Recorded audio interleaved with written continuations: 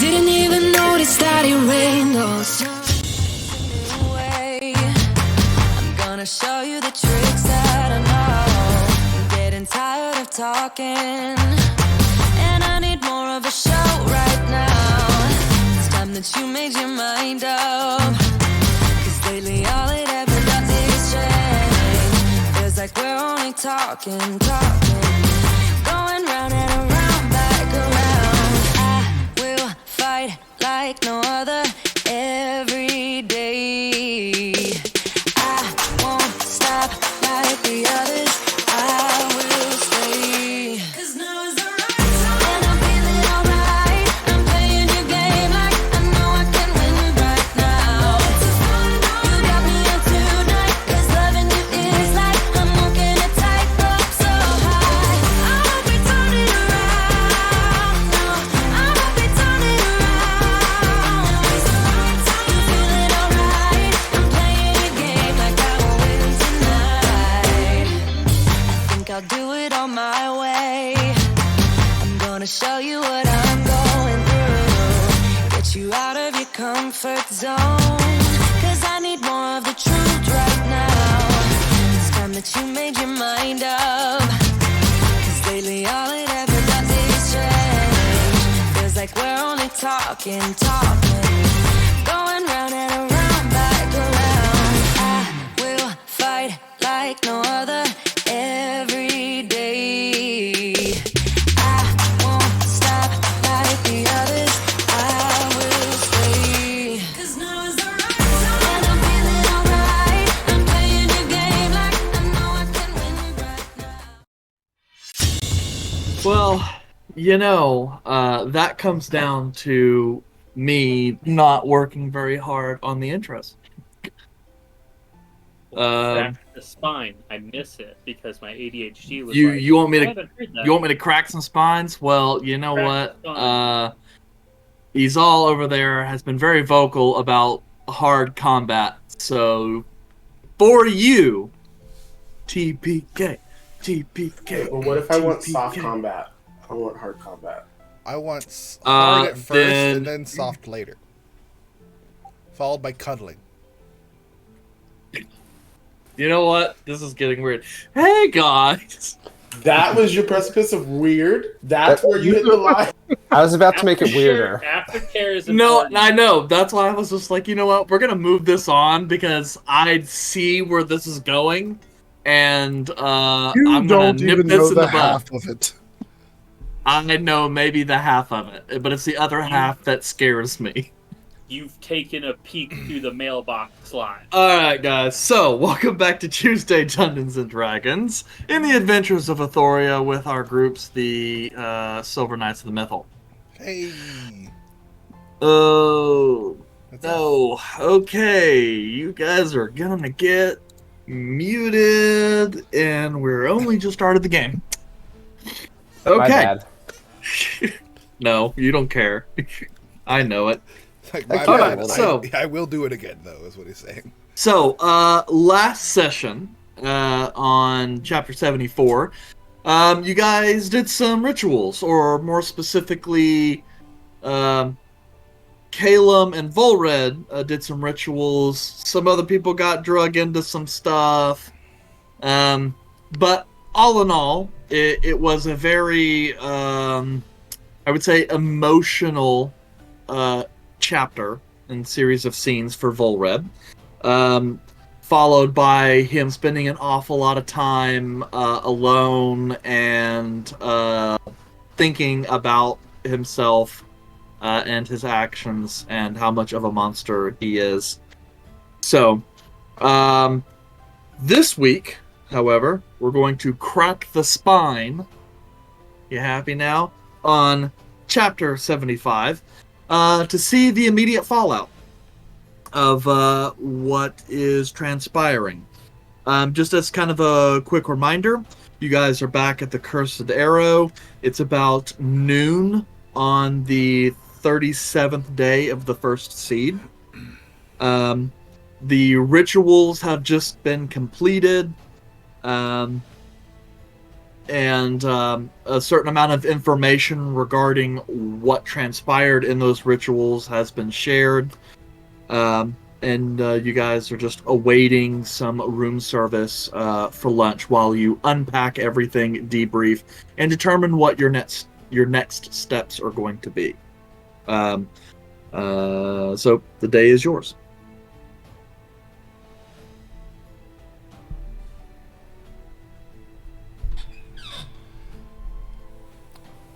I'm gonna start drinking from my flask. Oh wait, are they still in the corner silenced? We were having an emotional cuddle in the corner, which eventually would have ended. I'm going to assume I'm just laying in my bed at this point, and I grab my flask.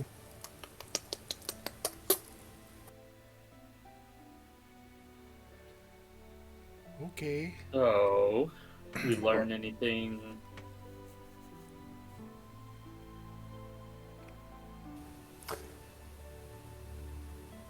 I assume since Eric said that the details were revealed, we had a little powwow, and I got everyone up to speed. Do we need to do a recap? That's up to you guys. Yeah, you guys debriefed a little bit, had a powwow. Jeffrey, knocked on the door, given all the sights and weird sounds coming from the room. And he's just said that he would return shortly with some lunch. But that's where it's left off. The room is in shambles. You guys had talked briefly about Volred having some kind of memory of maybe killing someone, particularly a family on the West End here in Coriston, the nice little murder house.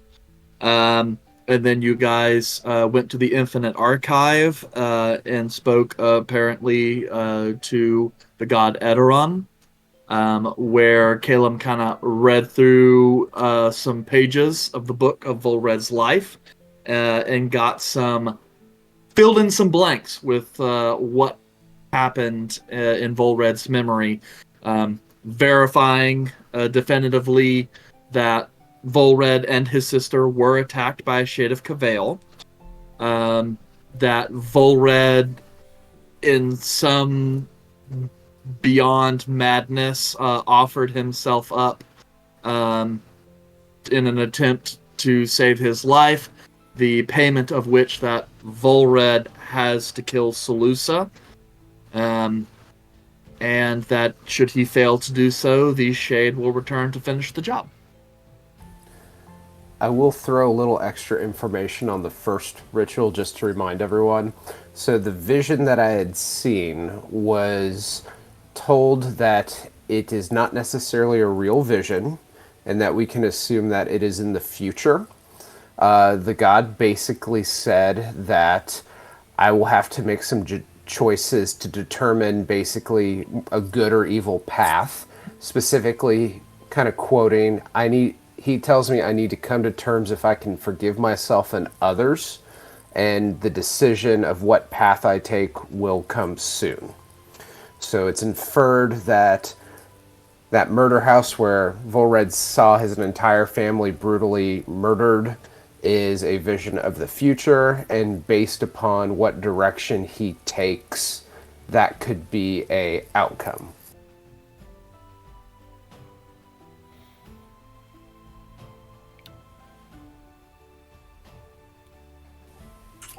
So Yandere is going to be walking around the room and casting mend on the stuff that he knows that he can mend to try to repair some of the things, especially after talking to the innkeeper.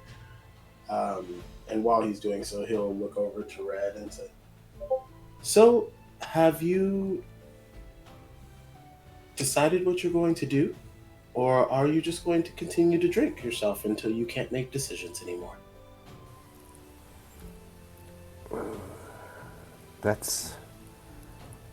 Yandere, that's a great idea. As I take my flask, unscrew it, and just go again. And now your flask is empty, because that's already 3 times that you've made major gulps. It would be a shame if, someone were to remove all that work you just put into your brain. Oh, you want me to remove it? I walk Yes, over and I please. cast Lesser Restoration.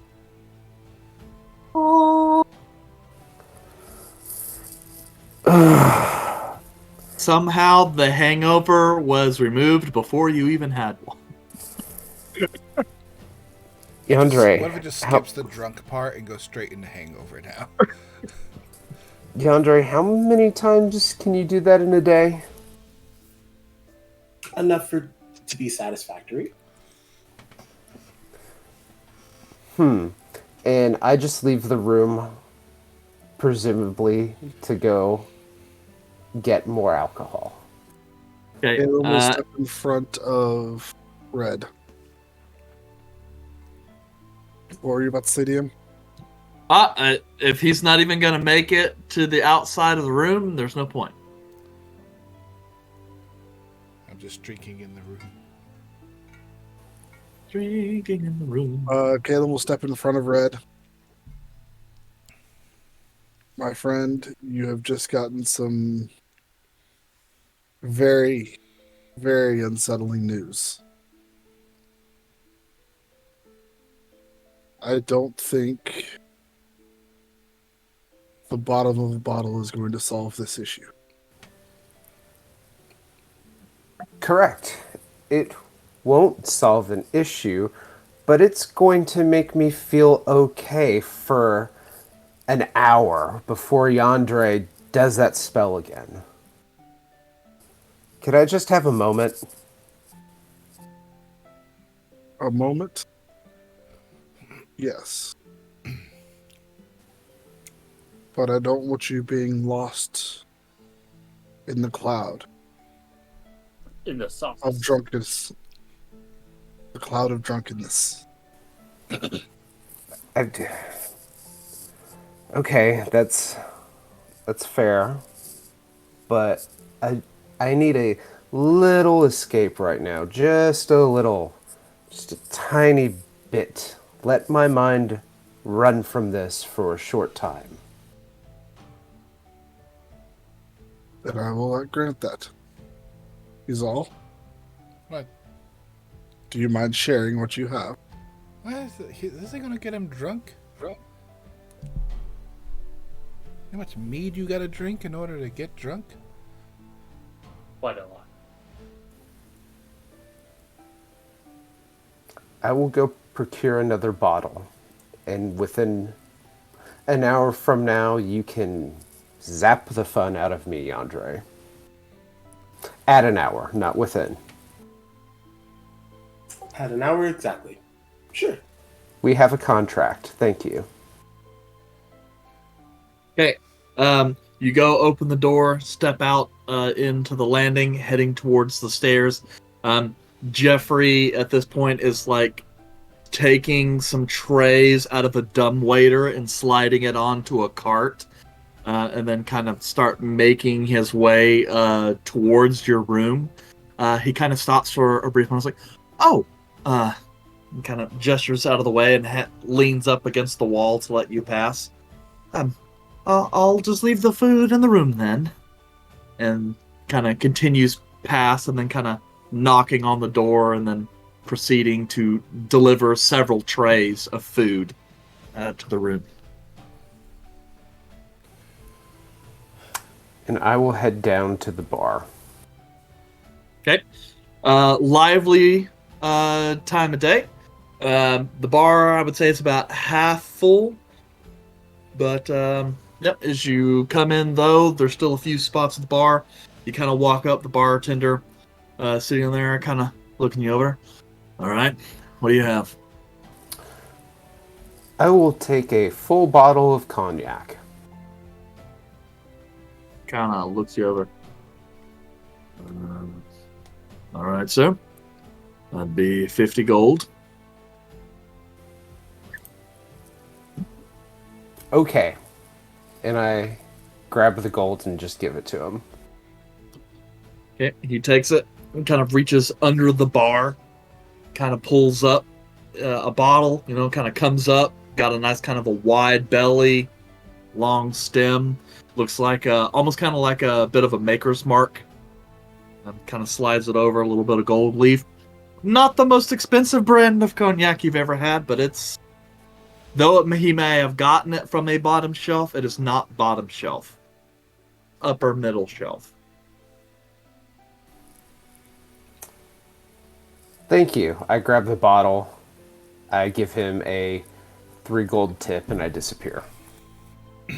He just kind of takes it, looks at it, and goes, you let me know if you need anything else, sir.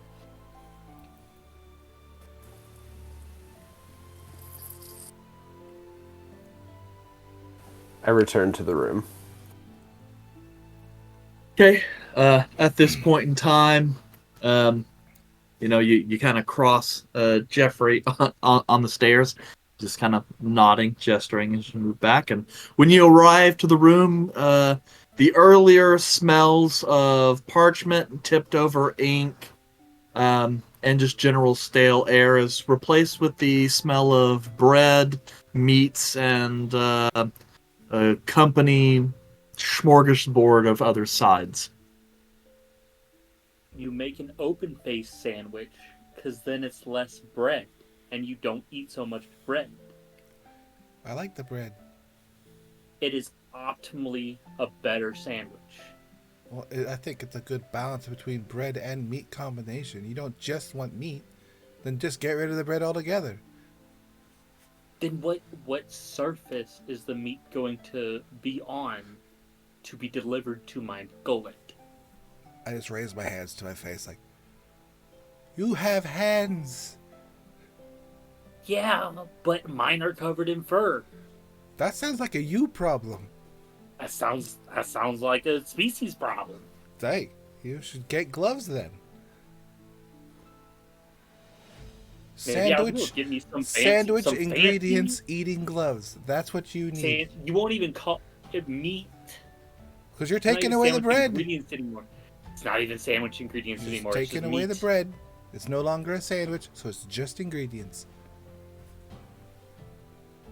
I've already.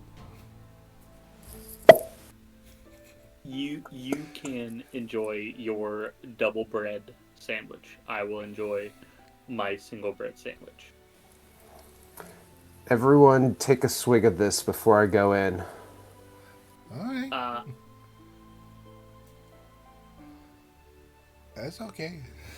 Anybody else? Caleb will take a drink. Care for Caleb. Is this part of some ritual of friendship? Yes, Yandre, it is. You must take a drink now. Okay.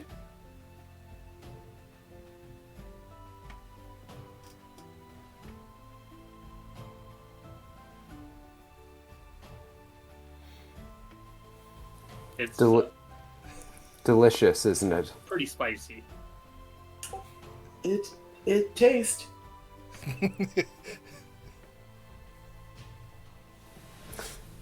I sit back down on the bed and take another swig and just kind of stare at the base of the bed. So, Volred, optimally, I notice, not great to ask, how long would you like us to allow you to process all this? And would He you said like an to talk hour about, on the dot. Well, I don't mean the alcohol, I mean the vision, which we just recently talked about. Because it is horrible news. I will not take away from the fact that it is indeed horrid to hear about what transpired and the things that were made in deals out of desperation.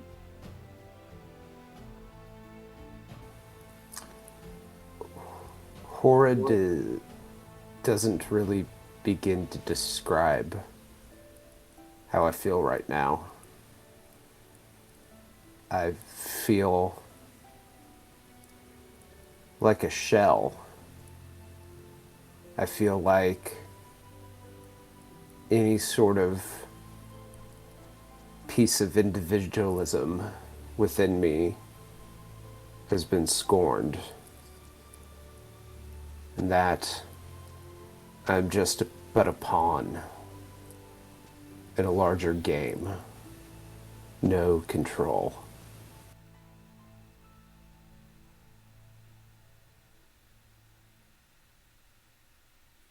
I would like to take an upside look at this, in that your feelings of oh Lord, I can't think of words. Lack of control and I want to say fear for your family are positive, in that I think is a forward development for you.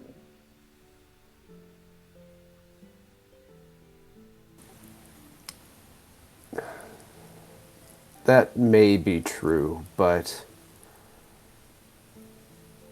what does it mean in the end if I have no choice and I am either to commit this deed against my sister or die? How do you break the contract? I don't know. Can it be broken? Kill the shade? I don't know. The way that, by the information that was provided to me at the temple, was it a temple? I think it was a temple. The Temple of Neros. Yes. Is that this contract is not just known to the Shade who agreed upon it, and that if that Shade were killed, there would just be another domino in the rally that would try to fall on me. Okay, so it becomes a vow by oh Lord, what's it gonna proxy, a vow by a proxy towards the goddess. How many shades would we have to kill before they realize it's not worth the effort? I don't know if it works that way. I mean, the goddess Cavail loves murder and treachery and all things evil. There's a chance that she might find it amusing, even if it's witnessing her own being slaughtered. Because that would be a betrayal to her. Because you're betraying her because you're not holding up your end. Exactly. We'd be betraying someone whose rage has no bounds.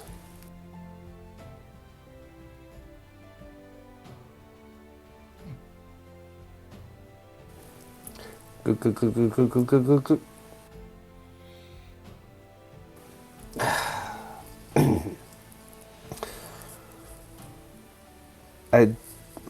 I just want to make sure my mother and brother are okay.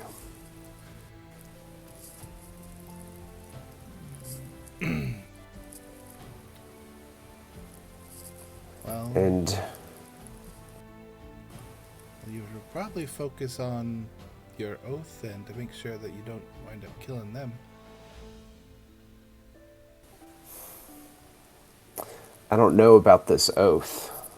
The god. Can you remind me, Eric, what was the name of the first god? The first one you guys spoke to, that was Corolla, if I'm not mistaken. Corollo, yeah. Let me flip the page and look back. Yes, Corolla, and then Edarin was the second. I had it in my notes, but I'm sure I horribly misspelled it, that I would have said, like, Carosos or kerosene or something close to Coriston. Sounds on brand. Of course. Yeah, on brand. Okay. Back to Azal.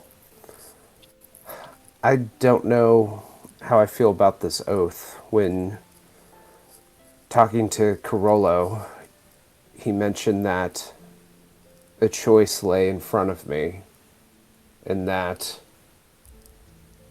my actions upon this choice would cause a branch in the timeline, and that vision of my murdered family would be the outcome. And he said that I needed to learn to forgive others and myself by working with the spellbound flame to take down my father seems to be the opposite of forgiveness, since I've been angry with him for so long and wishing to see a downfall. I don't see anything else right now that would make me think that this isn't the choice being referenced. Eric, you have a question.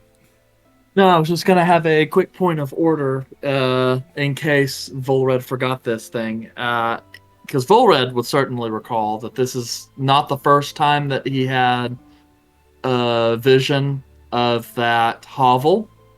Indeed, the first time that occurred when Calum's rituals first seemed to be going some weirdos was a similar scene with lots of dead people. I was just going to clarify in case he forgot.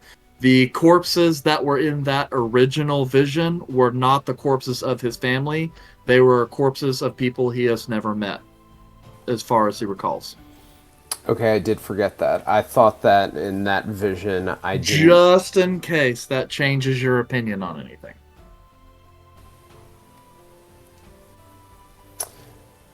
Not saying it should. I'm just saying you put out a thing that seems to contradict some facts, so I'm just correcting that for the record.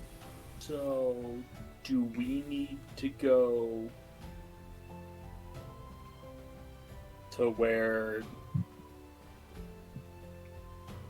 you did the shade stuff here? And just gonna look around. Door open? Is the door open? I'll close it. Where you did your shade stuff and maybe see what's going on there, and because it wasn't too long ago that it happened.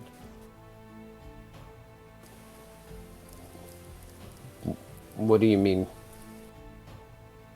Right, he hasn't killed anyone yet. Well, he has. Voda has killed a lot of people, but none of them were for the contract with the Shade, based off what he said in his visions. OOC, but did we learn that he has done shade work in Coriston? No. Yeah. There's no evidence that you guys could find where Volred has ever actually killed anyone as a shade. That was a vision of what's supposedly in the future. Okay. Yeah, And that's there- my... Yeah, there's still a gap of time in Volred's memory he can't account for, but the gaps around the triggering of that thing, the precipitating incident, those gaps have been filled in.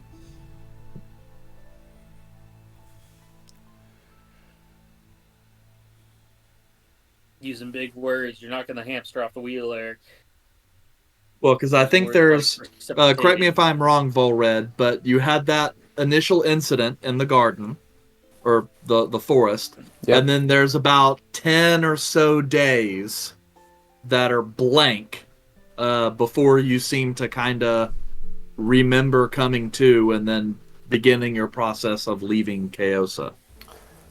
Yes, I didn't actually know exactly how many days that was, so I'll take your word on it being 10. I just knew that there was a blank period of lapse, and I wanted to try to fill that in when we were in that library of knowledge, but didn't want to risk Calum, whatever happening to him by reading too much of that God text.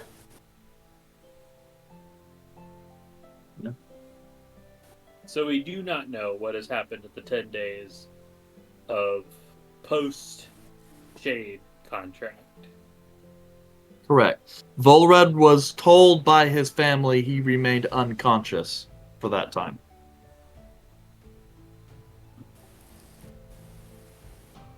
Okay.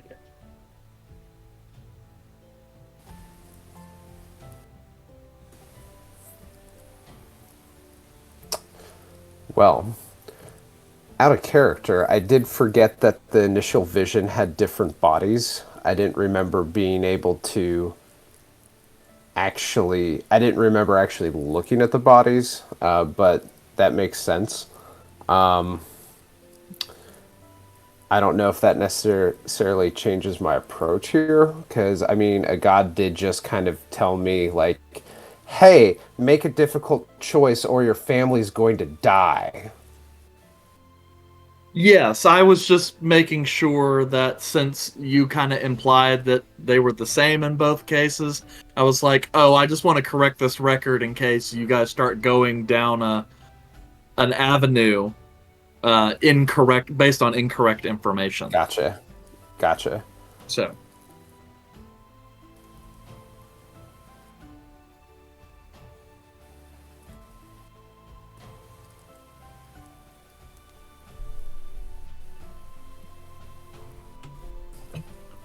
How close is it to Volred's 1 hour mark?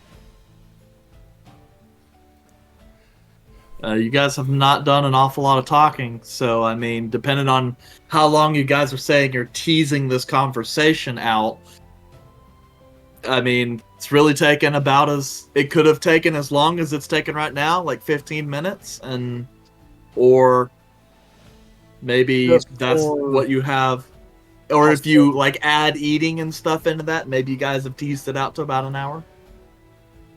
Caleb is more or less waiting until after the hour, give him time to really say anything else. I'm gonna go on a walk, work out some of this sandwich, and do some thinking. See if maybe that can get the thoughts moving. I'll be back round 2-ish.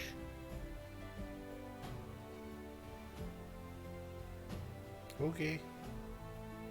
So in about an hour game time. About So an hour.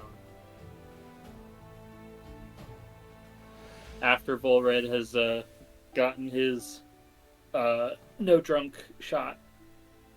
okay. So you guys spend that half hour or so plus the prevailing hour eating, debriefing a little bit, keeping the door closed, perhaps the shutters a little closed as well, until just allowing the tense air to remain in the room until finally there's without anyone saying anything, there's a subtle shift in the atmosphere that says, it's time for your next steps. It's time for that conversation. Or you could nope it all. Let's just leave. Let's go home, guys.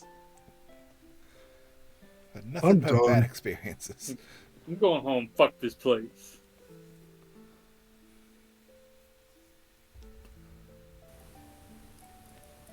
So at this point, am I sober now? Yep. From slosh to sober.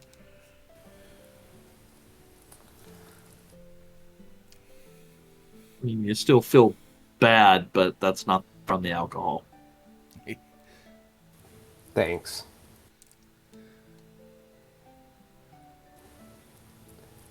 So what do we do now?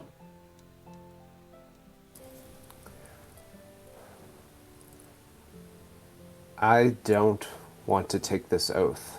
If this is what leads to my family being murdered, I don't want to risk that. Right, but not taking the oath also risk your family getting murdered too.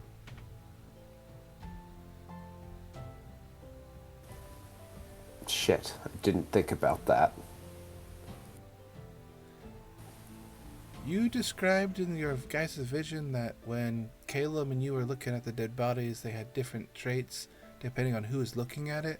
Like one had an arrow in it, the other had a dagger. So, I mean, it looks like there's too many variables to figure out what could possibly happen. That's true, but in all cases, I was a shade.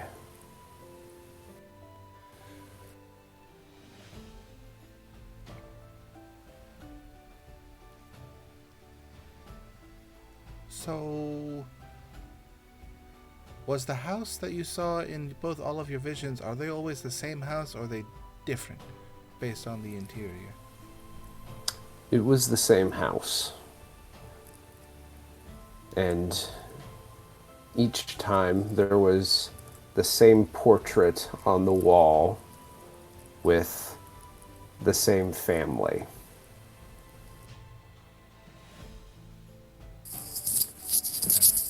I mean, either it seems we do the oath to kill have them to where we don't interfere with the family to keep them safe, or we don't.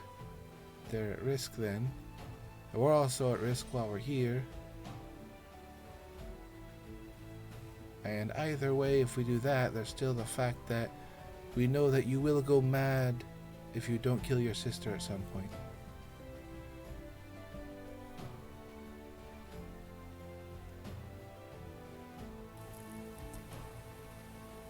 So essentially, it would make sense to do the oath. I think it would, if it's worded correctly, could at least guarantee their safety for a while. You need to figure out what you're going to do about your sister, though. Because we could break the pact and just not do it. Or try to contact the Shades and draw them out and we just fight them. But, I mean, those things seem like they're very trustworthy, play by the books kinds of things. Well, I assumed we offered to make this oath with a spellbound flame because we judged them too worthy of an adversary to fight, and from what we know of the Shades, I think that would be an even worse decision to enact in combat with. So, if we're going to go and fight the Shades, why don't we just fight the spellbound flame? Well, you could do that. I think we could take them. It'd just be hard to do it, but I mean, we've done tough things before. We've also died a few times. But, the reason we decided, I think, to not fight them and form the truce with them was because the benefits outweighed the danger of doing it. I mean, if we can get him to just kill your father and not have a huge political issue while we're here, that's a big benefit. If we do fight them, even if we win, we're screwed. That was until we saw what happened. So what happened? Vision. I mean, the vision could mean anything, though. If he's leaning towards not taking the oath, then the vision could be reflective of him not taking the oath.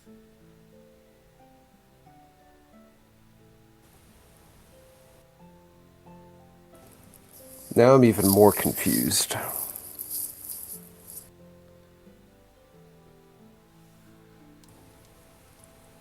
You need to make a decision and then go on a spiritual journey to figure out if it was the right one. Because if you're undecided, that's why it's not giving you a clear picture. Well, I was full in on making the oath before this last vision. What about killing your sister? I wasn't really thinking of her. I mean, I wanted to know about her, but I wasn't thinking about killing my sister before this.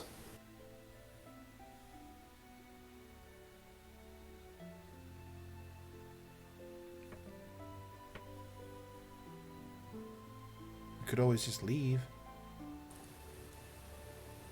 Yes, that was an option I had thought about.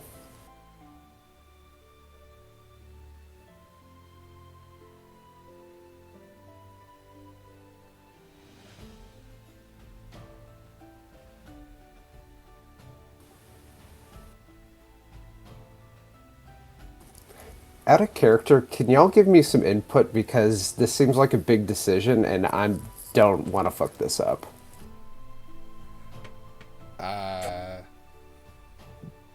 You're gonna run into problems no matter what decision you make. You, So, I'm an asshole. you Eric has put us in a damned if you do, damned if you don't situation. Yeah, so like realistically, it's just how you feel your character would actually enact upon it. If you leave, the Spellbound Flame know that you exist. They know that you know about their plan. They're still going to hunt you down. If you go and try to resolve from the Shades and kill the Shades, we run a risk of dying because they're assassins and they know what the hell they're doing. You go kill your sister, you have to find her first, which is going to take time, which means they may run their plan through your family anyway and then put your family at risk. So there is no 100% good choice here. You're just going to have to go with whatever you feel your character would do. in character. I am for the oath because it would prevent the political issues of doing literally anything in any of these cities. It would potentially save your mother and your brother. Won't do anything for your father. Your sister's still at risk. But if we fight them here, if we win, we still lose.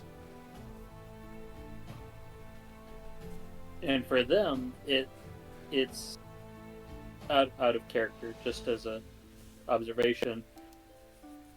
Even if we fight and they win and they don't actually kill us for whatever reason, then there is probably little to no damage for them. Pick your battles. I'm to your guns. just trying to rattle my brain on how to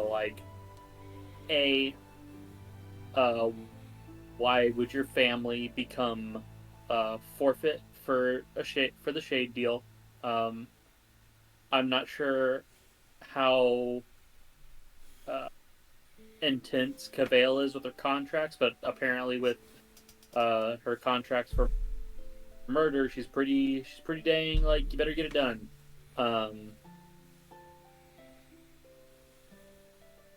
How do we get you out of it? How do we keep your family safe?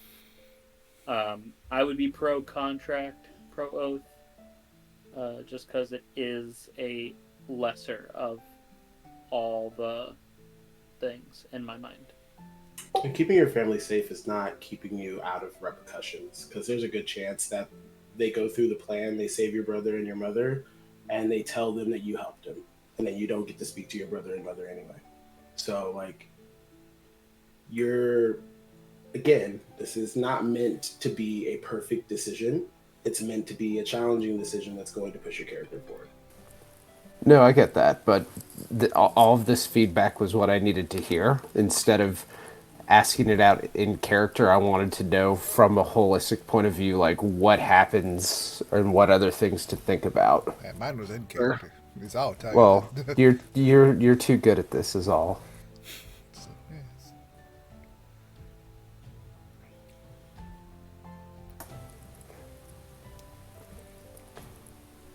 Okay, back in character.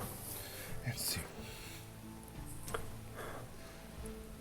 Well, it seems like it would make sense to move forward with the oath.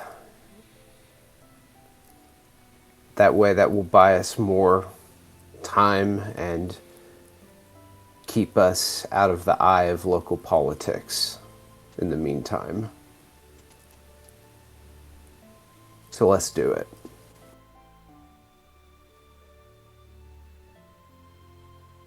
It at least buys us more time. So yes, I agree. So at this point now, we just wait for them to reach out to us.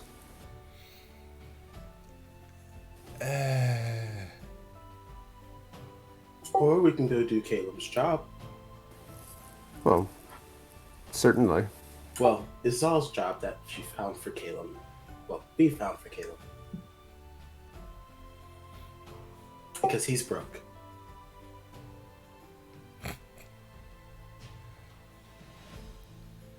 We could do the. I think doing the quest might be helpful because at least by the time we get done, the oath should be ready. If it's not, then we'd be waiting around for nothing. I mean, is there an expiring thing going on? But we will need to go over the oath when it's presented.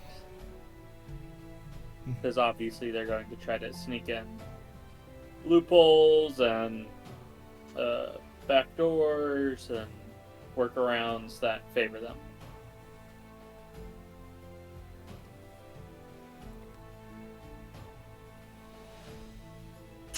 So, Yeah. are we going to do the quest until it's ready? Yeah. Yes. Yep, if you've got that, or I guess any other investigation or any other stuff that you guys want to look into in preparation for that, I guess now would be the time to do it. What was the quest again? The John? Sangreal Swallows. A member of this merchant guild was attacked, damaged the cart, and made off with some items. It takes about halfway to make it to there, or a whole day to make it to the farthest point of the Sangreal Swallows. We were to investigate what did half it, a day to get to it. possibly return any of the goods. Jan Lozelle, one of the members of a local merchant. Should we Yep. let them know as a courtesy? I know they're not particularly our friends or allies, but politically it would look good to give a courtesy that we on where we're gonna be, even though we know they may try to assassinate us. I mean, I can go tell them.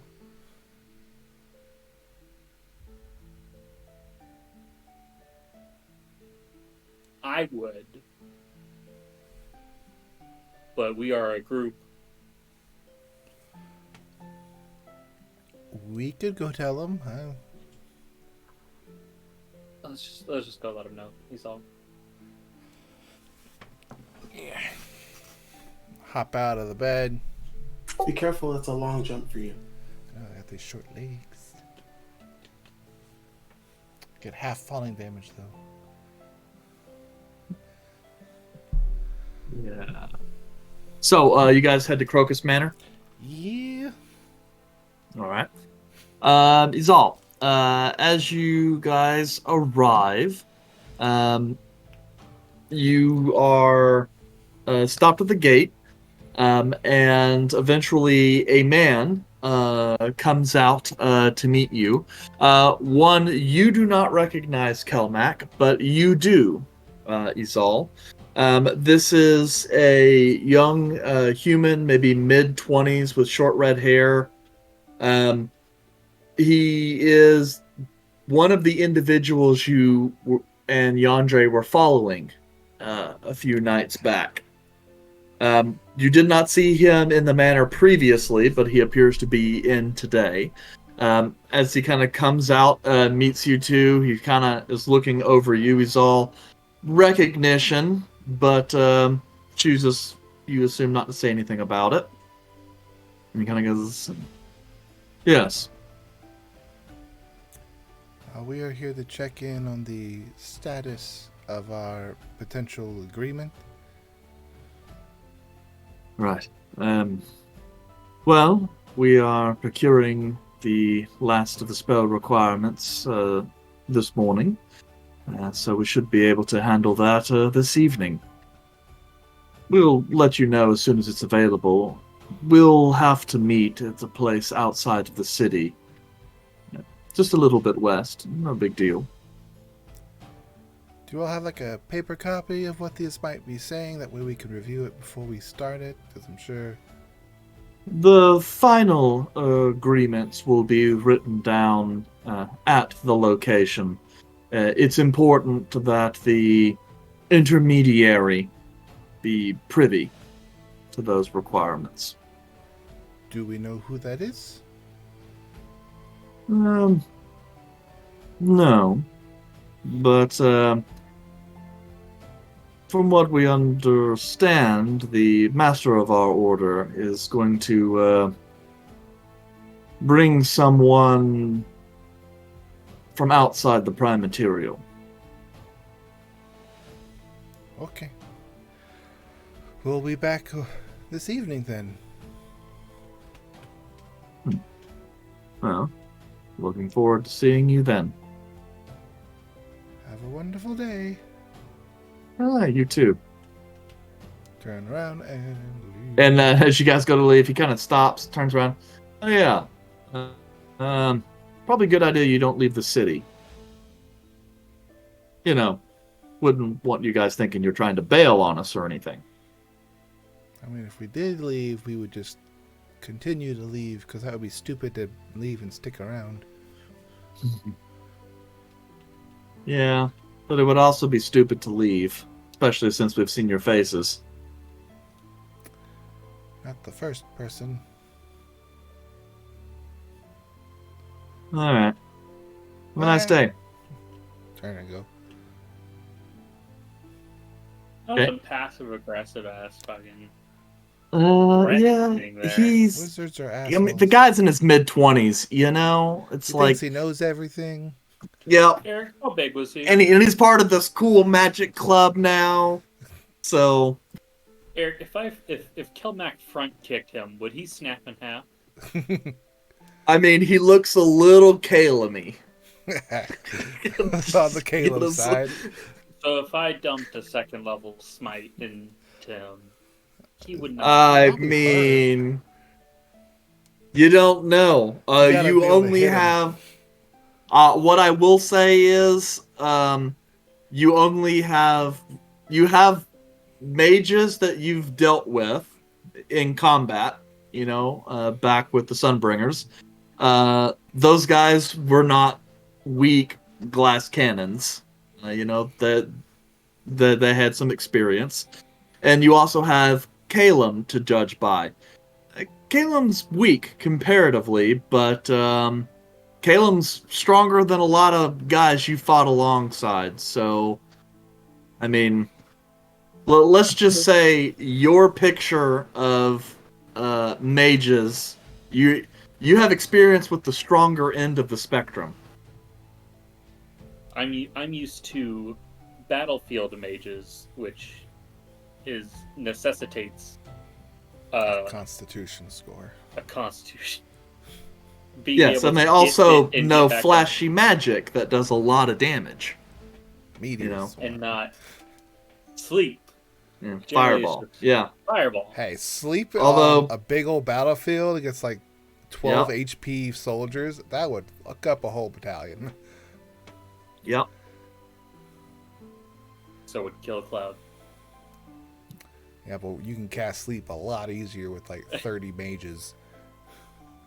So, are those of you who remained at the inn going to do anything whilst for the hour or so that your compatriots are missing?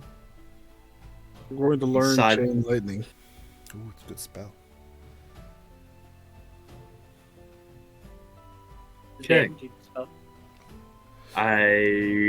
Did I give you access to that spell? I don't. He's Yeah. also not high enough level to You know did. it either. I'm just sitting here saying, it's like, I don't I have recall. access to it, but I cannot cast it for a very long time. You know, randomly generated spell books. Like, you have so many of those now, God only knows what all you have in there. Trick I Why is have does it all this written spellbook have you true copy the spells resurrection in over. it? I do not have true resurrection. I have true polymorph. It is the same price.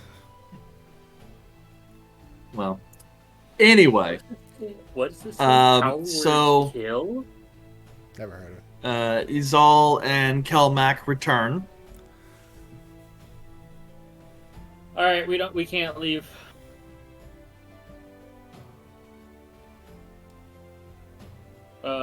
Clowns. Apparently it's gonna clowns at the gates. We're both Hordes horrified, That terrified luckily of you can't even take a vampire boat. clowns. Can't take a boat either because all the rubber and stuff makes them float.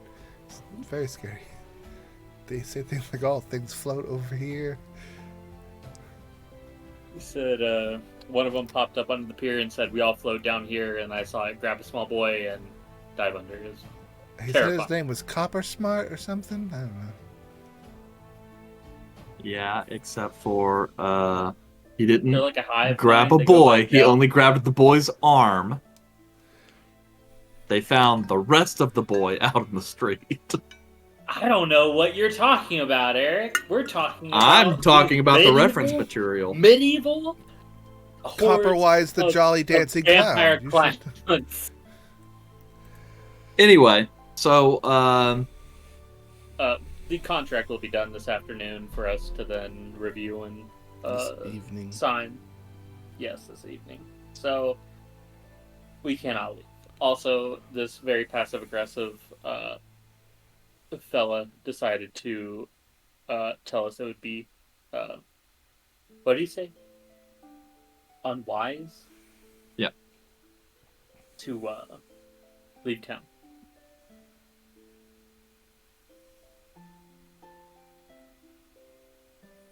So, I guess we're stuck until this thing is done.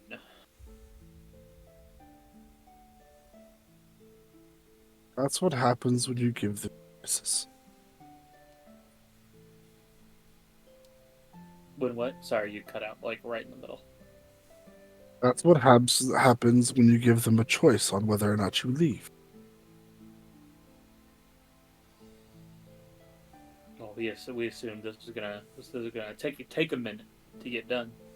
Yes. And they said something. The arbitrator, An independent arbiter.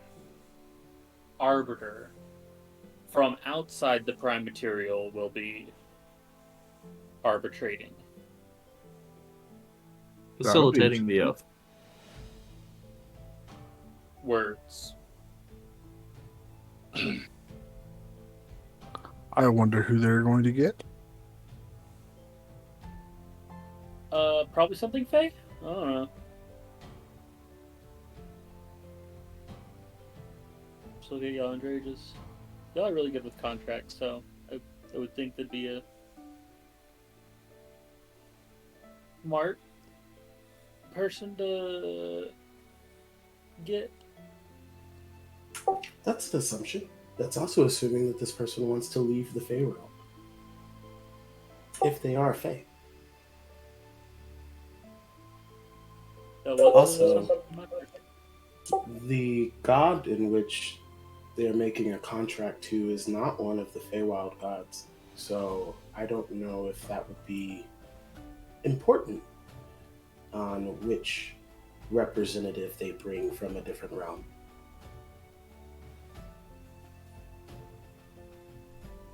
Well, I know Calum summoned that angel one time, and it was none too happy.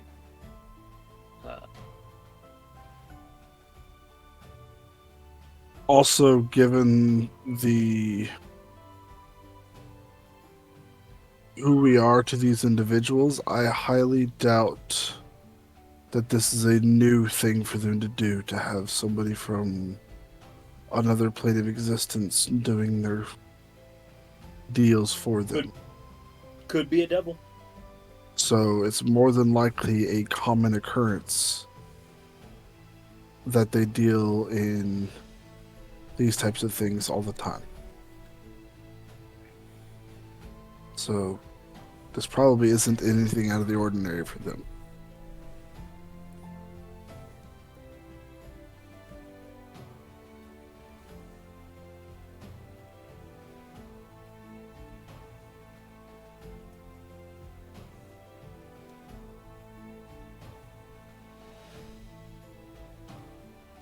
So we stay. Yep. Yeah, until they send someone to come get us. Oh, great. There's still some repairs that need to be made around the room before we can leave anyway, so I'll get back to working on that. Okay, so you guys are just gonna chill until being summoned?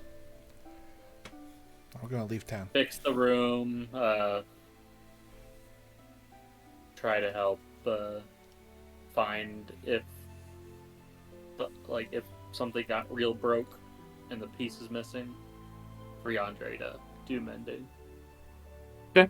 But you guys are gonna chill until you guys are called upon. Yeah. All right. Well, if they don't call us before dinner, I'm gonna go downstairs and have me some dinner. okay. Well, you guys, as you're getting late afternoon, getting around dusk, you guys are having dinner. This time, yet again, food being brought up. The room has been reassembled.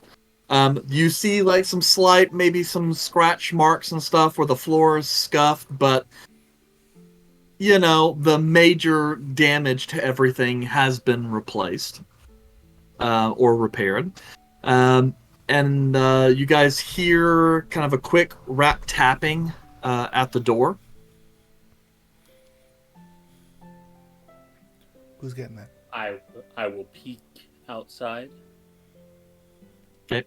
As you kind of Hello? peek, you have to kind of look down a little bit.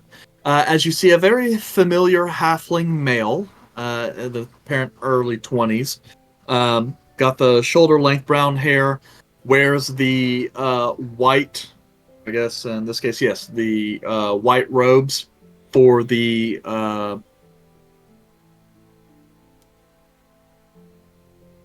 no, these guys wear the red robes. It's the neophytes that wear the whites. The red robes with the gold on them. I did get that right. Yes. Okay. Sorry. It's just unfortunately all of these guys have a hierarchy, and for some stupid reason I made all of their uniforms be similar to one another. So I'm trying to remember which one wears what uniform. Yeah, His pride will be his downfall. Yes, my pride will be my downfall. So this guy wears the red robes. It's the dress down version, not as nice as the one you guys saw Griff wear, but they're still the red robes. The halfling, he kind of is looking up and going, all right, right, so I'm supposed to be here to collect you. Boss said I'd be taking you to the hideout, to have a bit of a conversation and make some oaths in the witching hour sort of thing. Calmac, who's at the door? Delwyn! Who's Delwyn? It's one of the. He's kind of guys. trying to peer. I don't I'm look here to in collect here. you. Some people are naked. No, You guys all sit around in the room together naked. No, yes, someone might. we do. You got a problem with it? Right. Look, are you guys coming or Time not? to Because the go. boss was very clear I was supposed to get you. He's all, stop picking at your toes, get your boot on. Shut up. I'll tell you how to lick yourself. Can you? I thought not. Not with that part.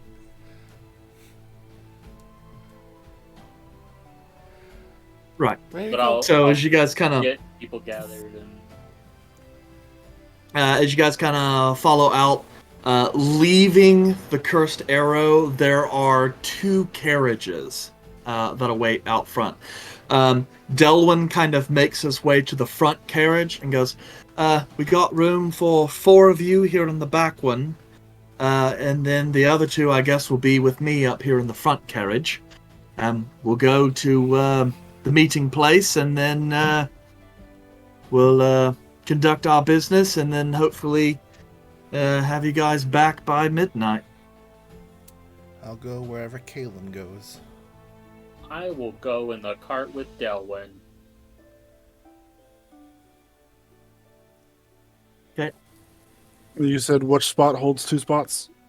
Delwyn. There's 2 spots in the front, and then there's 4 in the back carriage. You guys can kind of decide who is in what spots. I'll go to the back. Alright, he's always going to the back. I'm in the front. 1 more spot in the front, 2 spots in the back. I'll go in the rear. Okay, so I will take one of the front seats then. All right. So you guys get in the seats. You hear the snap of the reins as the clackety, clickety, clackety of the horses start up, and you guys make your way.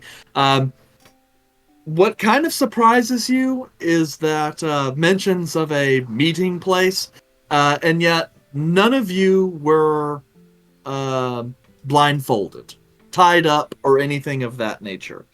As you guys are kind of making away, Calmac, Yandre, it's kind of prodding along the front. After a little bit of time, going back and forth, rocking along the streets, Delwyn's kind of looking over and going, so, you, I don't know. Sorry, I don't mean to give offense or anything, but are you a tabaxi or something? Because you look awfully swole for a tabaxi. My mother was a Leonin and my father was a Tabaxi, so there's a little bit of a mix there. Ah, Leonin. Okay. Whereabouts you from? If you don't mind me asking. Summerness. Summerness. All right. Hey, I've been there a time or two. You know, it's a nice place to go. They have a couple mages colleges there. I wasn't able to get in, really, but you know, the palace is beautiful, and you know, it's not that far away from Sarbin, and you know, with the new council, you know, the principality, it's looking awfully nice. We have a lot of dwarves that come from the Ironwing foundries and Barbaram, you know, up there in the mountains that come down to the Free City. So yeah, really great. And then he kind of looks over to you, Yandre, and forgive me, but given your unique features, I'm guessing you're not from around here. Well, no, I'm not from the city. I'm sorry. What I mean is you're one of the Fey elves. Well, all elves are technically Fey. Right, but I mean, are you like, has your family been in the Prime Material for a while, or? Well, time is a little bit different from here versus where I'm from. Okay, you are definitely from the Feywild. Ah. Okay. Yes. Sorry. Maybe you should start with that question. You know what? You're absolutely right. You think I would know better? Our group occasionally has run-ins with Fae. I don't know if it's anyone you know. Maybe one we'll meet tonight. We were trying to get a real heavy hitter come in to handle our negotiations for tonight. Well, I mean, of course, the boss figured that probably would be best for all involved not to give this job to a demon. or a devil, because they tend to screw everyone over. At least, with an archfey, the contract will be adhered to the letter. You know what I mean? Oh, sure. Which archfey? Well, we're gonna see. The boss has got one that he wants to try and summon, someone that he says is a real, how should I say, the kind of guy that could track you down and bring you to justice no matter where you're at. Apparently, he leads a whole stampede of people through forests and sky, all kinds of stuff. So, yeah. I mean, if you need a guy to enforce your contract, word is he's the one. Interesting. So, anyway, and Delwyn continues asking surface level, superficial questions pretty much the entire night. You get the sense that he likes to talk, and probably doesn't get to talk to a lot of new people, and was quite excited that these two specific specimens chose to sit in here with them. So he asks tons of questions. About an hour and a half goes by. Yeah, go ahead. I would like to know, Eric. Yes. You have now daintily put this NPC in front of us. Mm-hmm. Delwyn said he applied at the mage colleges in Summerness. Yes. Why did he not get accepted if there are so many? Oh, okay. Bad grades. He would. And Yeah, to come work for these goons instead of going to a proper school. He had a 1.9 GPA. Do you phrase it that way? I would like to phrase that. You're trying to respectfully delve into that part of Delwyn's backstory. Respectfully, I want to delve into why he was rejected by the and school, but very, very backhandedly referred to the Spellbound Flame. Slight disrespect, because they did send an assassin after us, or after Volred's family. Okay, so you don't choose to hide that your disdain for them. Not Delwyn. Yeah. Delwyn's cool. Yeah. It's like... but Delwyn, chatterbox, seems to kind of mostly not even care about how you phrase the question. Is just happy for someone to reciprocate. So just kind of starts running his mouth. My family didn't exactly come from means. So, first off, I kind of flubbed the entrance exam, if I'm being entirely honest. I was an urchin, lived on the streets. Not a Summerness, but of Azrin. And there's no way I'm affording any of the colleges there. Apparently, the colleges out there are kind of smaller, more knowledge-y type orders, and I wasn't a good fit, to be quite specific. And honestly, at the time, I kind of learned all my magic myself, and so I barely had enough chops to really to do some spells of any real use there. So I came home, but Aspen's a big city, and found my way in Coriston, mostly doing a little bit of work here. Like most people with my magic, I can shape objects. Made a little bit of money there before Maddox, started getting some boys together to, some a little bit more of a troop, and a new order that maybe we could get together, share some information, stuff like that. You know, Corson doesn't really have much. So we saw a hole in the market, so to speak.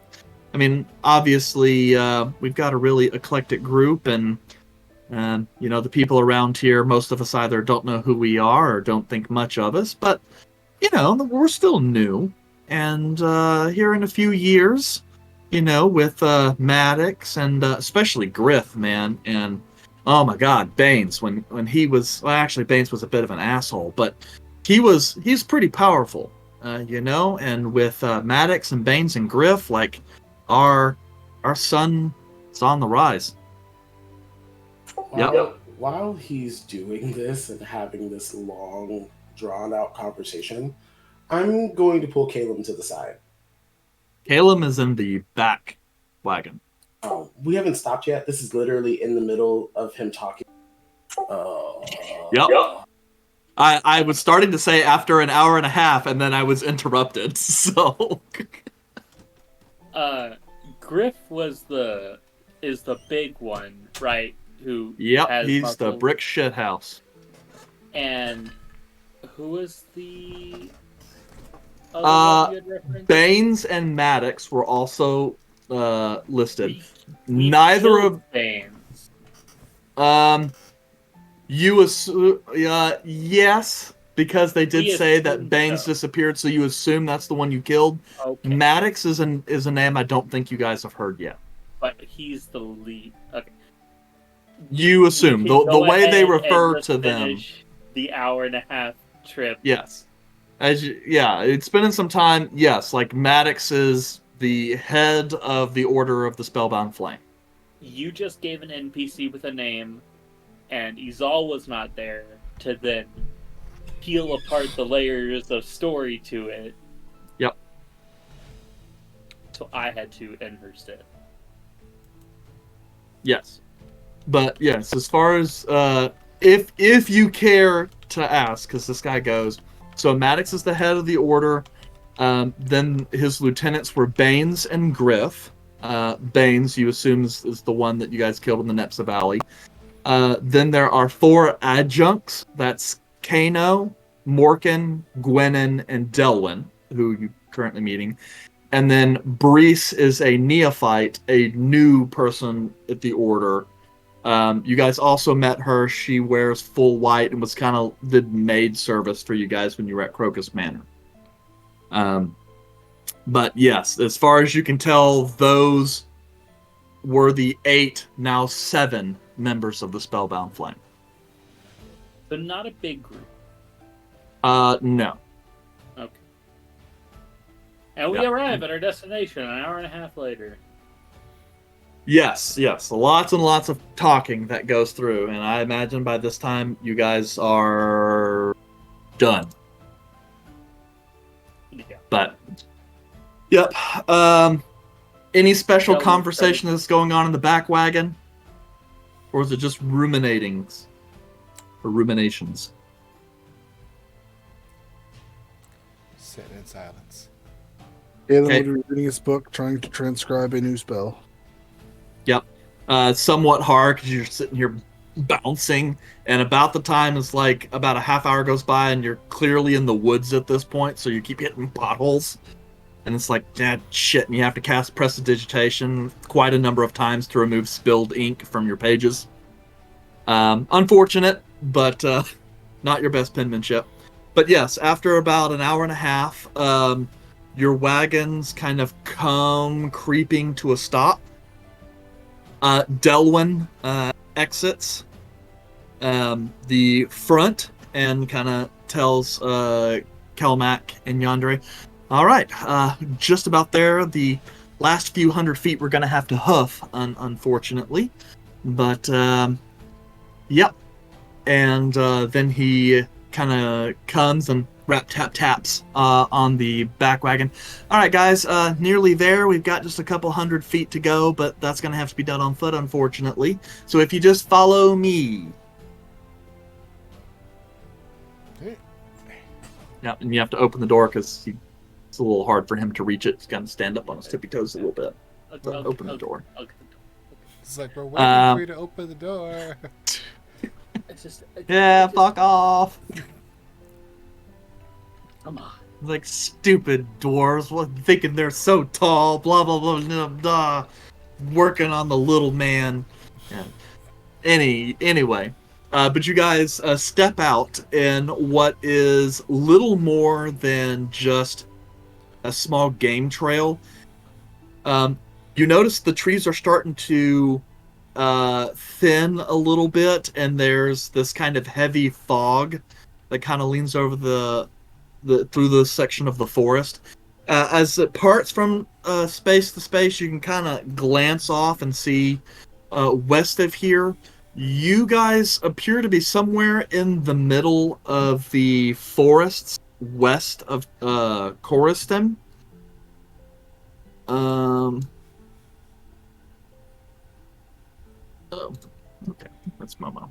It's like goes to Stream HQ. I automatically assume it's something important, but it's not. We can ignore Momo.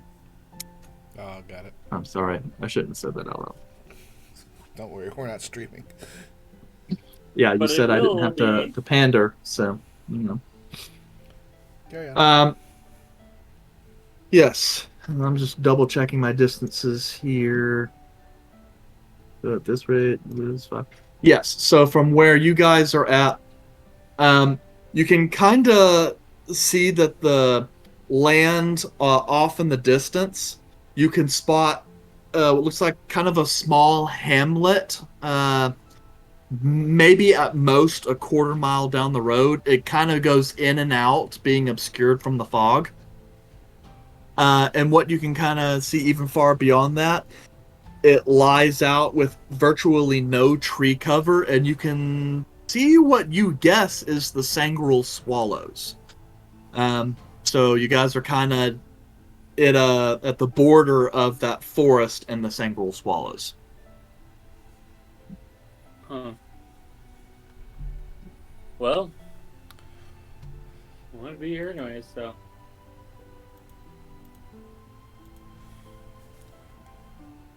Lead the way. Come on, let's go. All right. Sheesh.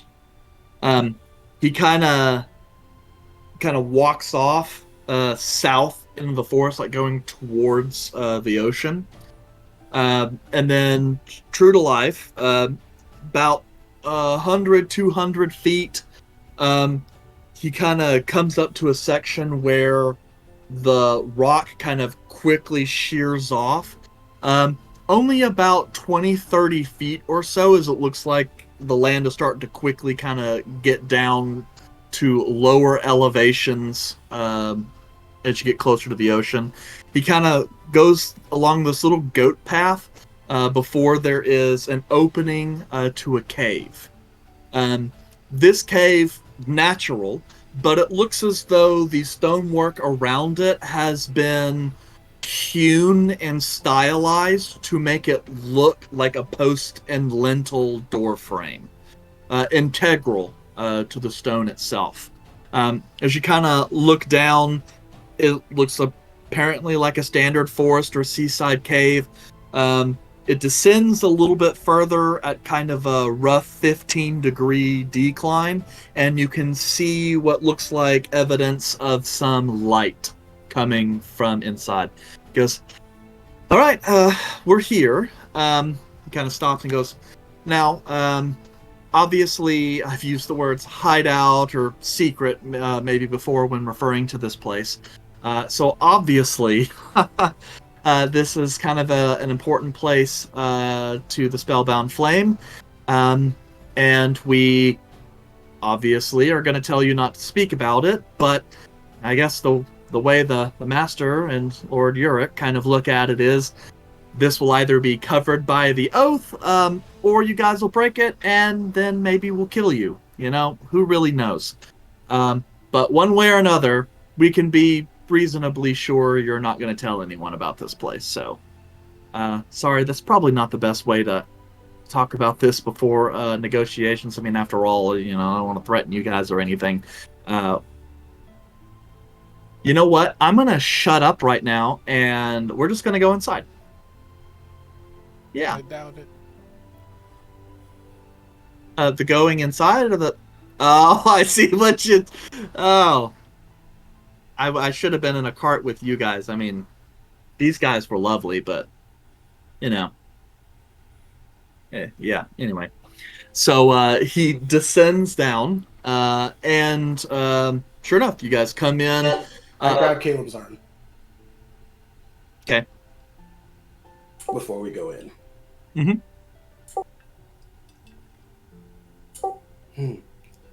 Yes. Caleb, you see, Yandre is struggling to find words, and he is pulling you off to the side while everybody else is continuing to descend, and looks somewhat concerned.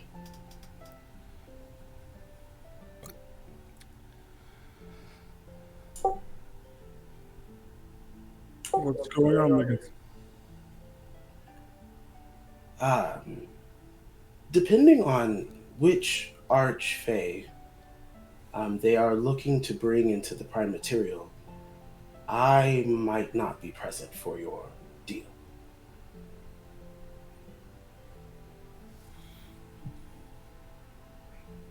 Okay, that's an issue to unpack separately. Which archfey would be an issue for? Specifically, the Pumpkin King of the Autumn Court.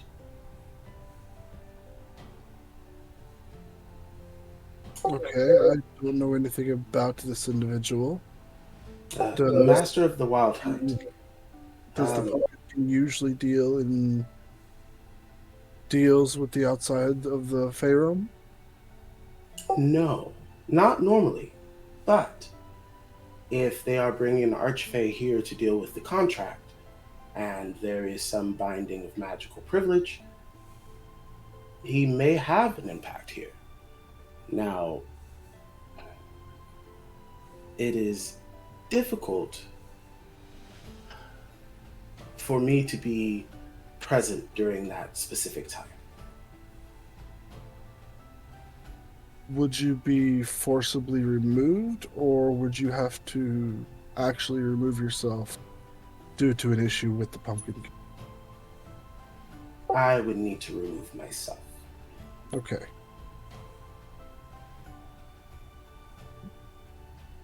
If such an instance does happen, we will see what we can do to try and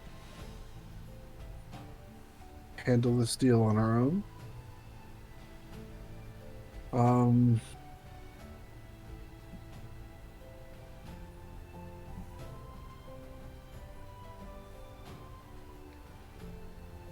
If you have to leave, stay within. Let me look up something in my character real quick before I start spouting out bullshit.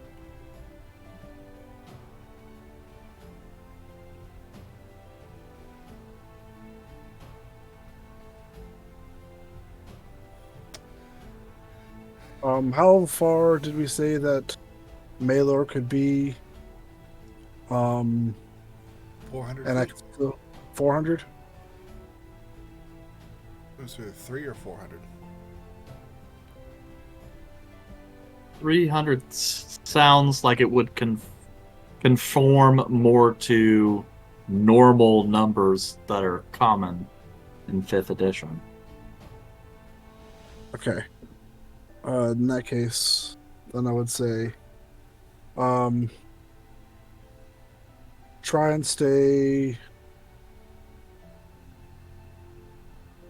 It does say 300. Try and stay within 300 feet of me, and I will have Malor manifest near you, and I can try and relay what is going on in the conversation through Malor so that you have an idea of what's going on and have inputs if you have something that you would like to add. I will be honest with you, Caleb. I don't know if I can guarantee or promise that. As long as you are willing to try, that is all I ask.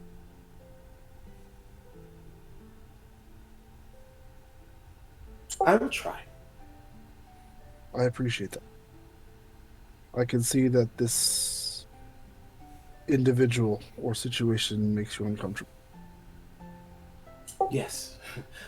Very uncomfortable. Um, like I said, I think this will be something that we unpack. Okay.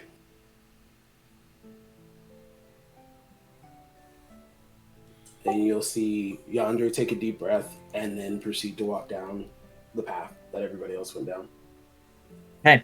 For the rest of you, you walk maybe 40 feet down that shallow incline before it levels off into this large one-room cave. These kind of little globules of light are kind of floating all around, filling the area with visible light with which to see yourself. Um, you spot centrally in this room this large kind of obelisk stone, but natural in color. It has this kind of reddish gray color to it, and these flowing sigils that no one present here would recognize.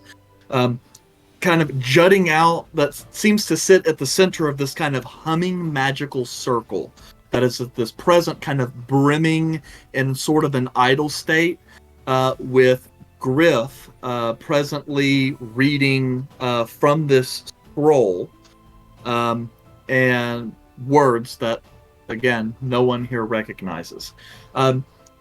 Off to your left and then kind of circling, staggered out around the circle, kind of at the periphery of the cave, you see looks like three other of the members of the Spellbound Flame. On the opposite side, you see Sir Uric and Salusa. And then immediately to your left, kind of like 10 feet to the north of Griff, kind of on a ledge of rock that sits elevated like 3 feet or so, making kind of a natural dais, kind of leaning upon an altar of a figure that Kelmac and Volred recognize as an altar to the god Neros, is an individual none of you guys have seen before. He wears this not so much robe as this kind of long kind of jerkin over this kind of it's like red leather, accented in like gold buckles and a little bit more finery. Underneath he has like a white silk shirt. He's got this kind of long, kind of somewhat wavy hair, chiseled features, and this somewhat gaudy-looking laurel crown that instead of laurel leaves looks like little flame motifs. You assume this to be Maddox. He leans upon the altar of Neros, somewhat disinterested with everything that's going on here. Generally looks like he doesn't even want to be here. After a brief moment, Uric kind of looks over across at the group going, "Where's the other two?" And then as you guys are kind of looking around, noticing the absence of Calum and Yandere, just enough time to see them kind of making their way back down to the bottom and joining the group. And Suyar goes, welcome. Yandere, you immediately recognize this large kind of natural obelisk of somewhat familiar red stone and these runes of ancient Sylvan. Hanging from this obelisk, you see the severed head of a deer, somewhat recent, along with down at the bottom of it, looks to be a bow with some arrows, and looks like some red leaves, kind of look like maple leaves or perhaps red oak, but red in color. Iconography that seems somewhat familiar to you, and that little beating in your heart, of your heart, kind of hastens just a little bit as Griff seems to be chanting in a somewhat mumbled Sylvan dialect. Something about starlit gateways, lands beyond twilight, to the edge between life and death, ancient powers, things of that nature. Yeah. So I know the iconography. Do I recognize that as the autumn court or the spring court? The iconography that you're seeing, especially with the red leaves, seems more autumn court. It's the severed deer head that gets you more specifically, though. But who knows? Maybe that could be the person you're thinking, or maybe that could be Oberon, the Lord of Beasts. Although he's a member of the Spring Court. Yeah. Anyway, as you guys arrive, Griff continues chanting. Maddox just kind of leaning against the shrine goes, "Oh, fine. I assume that means everyone's here. Good, we can get this thing show on the road. I'm starting to lose my buzz." And he's kind of like fidgeting with some of his hair. "Yorick! All right. Looks like Griff will be finishing here," and he kind of gets up off, kind of starts making his way, at this point kind of walking away from you guys towards Yorick and Salusa. He goes, "All right, well, we might as well go over the particulars. After all, we don't want to keep our guest waiting when he finally arrives." By he, you mean who? Kind of looks over and goes, "I don't know, some fade bastard." Yorick goes, "Well, please, allow me to explain." He kind of makes his way towards you, kind of skirting the outside of the circle, kind of to make his way towards you. Not in a hasty way, but just to kind of greet you and generally be a good host. He approaches as Maddox kind of takes his place next to Salusa, still on the opposite side. Yorick goes, "Well, we figure that one of the best ways to ensure that we're all happy with our little agreement is to have a third party mitigate and hold the contract. One with power to actually enforce it, but also not one that either party is capable of easily manipulating. We also want to make sure that this party can adhere to our agreement to the letter, and doesn't take liberties with the text. So, since we don't want the devil to be in the details, we thought devils and fiends of other kinds would be, well, not exactly in either of our best interests. So, we have taken it to summon an archfey, one of ancient and great power, one who has the power to enforce this contract, no matter where the violators may be." You haven't answered my question. Yes, of course. Sorry, little bit of foreplay. But we seek to summon none other than the Horned Lord himself, Lord and Master of the Wild Hunt. So, now, obviously, this is somewhat dangerous, So we've laid the groundwork, as you can see over the last couple days, to ensure that, well, we give him solid offering and bind this ritual safely. After all, we don't want the wild hunt stampeding around the world now, do we? Still, I believe we must finalize our agreement so that when we do finish summoning him, we can formally make our oaths before him and seal the contract. Post that contract. Yandere will just kind of step forward and look to Calum, and then look back to who is speaking again specifically? Sir Uric. Sir Uric, if safety is something that you are looking for, summoning the Horned Lord and my presence is not a wise idea. Venom sits for a moment. Is that so? Do you have some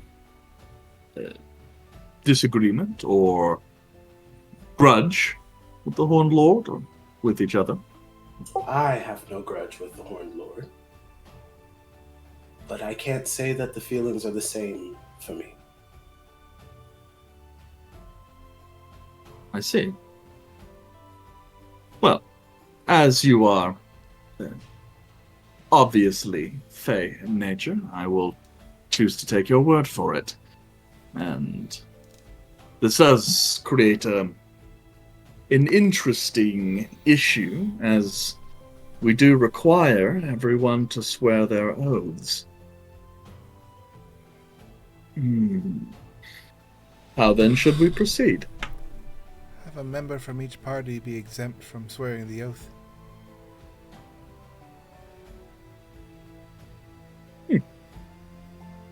I suppose we could do that. A tit for tat.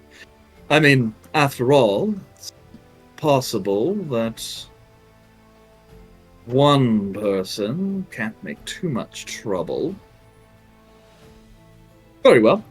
We will simply need to make it a component of the oath.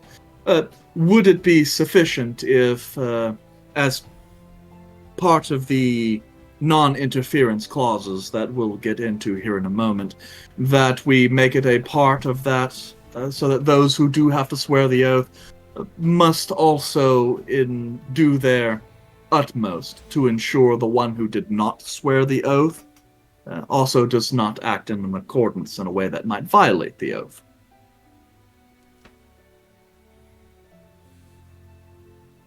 I look to everybody else because essentially I'm going to be excluded, and whatever you guys say is going to put me in whatever contract. That sounds amenable. As long as it's okay with everyone in the party, then yes. Yes. Essentially, that would just mean that you would be taking it upon yourselves to enforce the terms of the contract with your compatriot. That's understandable. And we're assuming that it would be the same to the individual from your side that's been exempt from it. Of course. Naturally, we do wish a certain degree of mutuality. How else could contracts be enforced? No. As for the specific terms of the contract, we really only have two of material import. First is an agreement to a non-disclosure. Your individuals, your group, may not discuss our plan or any details of it, or the spellbound flame and its interests more generally, to anyone who is not currently present at the time of the oath.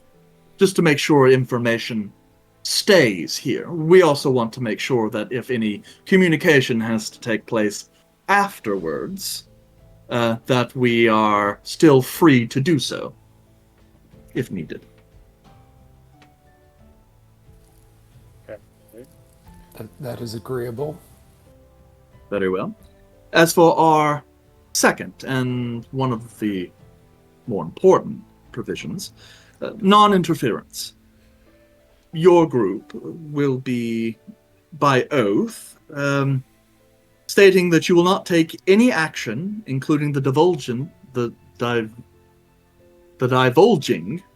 of information that might hinder the spellbound flame or its goals, as they pertain particularly to goals here in Coriston, of which you are aware, and our designs on the Principality of Chaosi. Or Chaosa.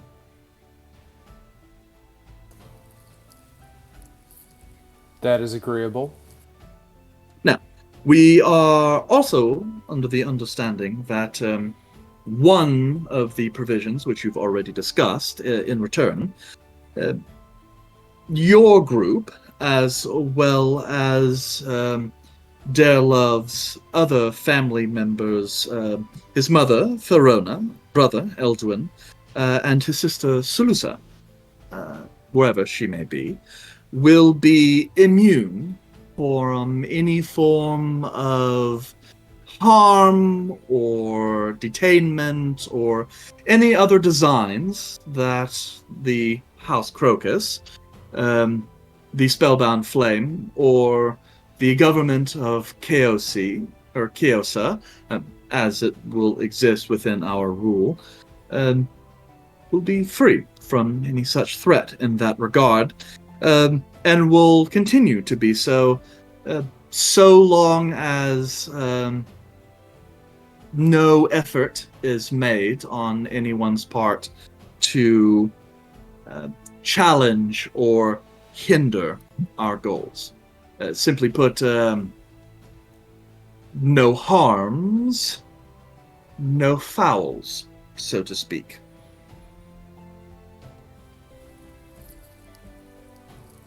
That is agreed. Wait, Yes, that's our understanding of your requirements. Did you have other terms you wish to discuss? Derlif, Vored, Yes. it would be wise of you to include that they would mention none of your participation in this ritual to your family members. Yes. I believe that would be essentially a non-disclosure in which you're enacting on us, but in reverse. The Spellbound Flame will not disclose any information of my or my party's current participation and efforts at all. Indeed. Very well. That is easy enough to be part of the disclosure. We could simply amend it to say that all parties involved here agree to that non-disclosure. In which case, it really comes down to the individual issues being discussed is our non-interference and your group's Exclusion. exclusions of right of safe passage. Were there any other matters that needed to be risen? I would like to see if there was a way where if Derlov's sister was ever found, that you would let us know of where she is. I know that a part of the deal is keeping her safe, but we would also like to find her to see if we can help her. And given the new status that you will then have, you will have a broader reach of finding out where she is. It also jeopardizes your plan of marrying into the family if the real Salusa is found and interferes. So it would be in your wisest interest to be able to locate Salusa, the real Salusa, and keep her away from Kiyose.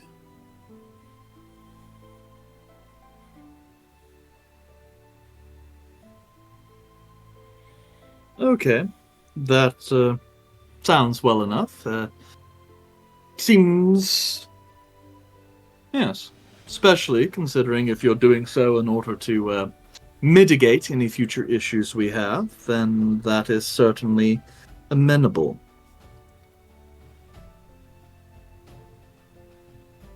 Now, just to be certain, we're only needing to pass on information as we may or may not obtain it. We are not any requirement to aid in locating her, correct? That is correct. Very well. Though, as my associate stated earlier, it may be in your self-interest to locate her for your own needings, as she is a missing piece of the puzzle. Fair enough. If we determine that that is necessary, or we have any designs to do so in the future, then we will, of course, as part of this requirement, send any information towards you. All right. Anything else? Probably prefer a clause in there that says you're not going to, after this agreement's done, try to kill us just for the sake of doing it. I mean, we are agreeing to not interfere with each other's plans to do that, but there is nothing saying that you can't just decide to kill us for some other reason. That is true, though we can clarify the specific wording, but my understanding is that this right of safe passage, the safety that we are agreeing you, is in perpetuity so long as actions are not taken on anyone's behalf that threaten the work that we are attempting to perform and the maintenance of that work. Okay.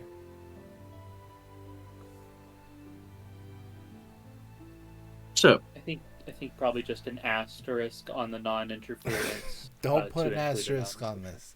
There's a whole bunch of issues. very well. Ignore. So, if there's no other major issues, it sounds as though we've come to an agreement. Yes, I Delov. do have one more request. And this would be only contingent on the Spellbound Flames' success in taking over the city. I would ask for a one-time sum of 5,000 gold to cater towards moving my family, Relocation costs. essentially. Well, very well.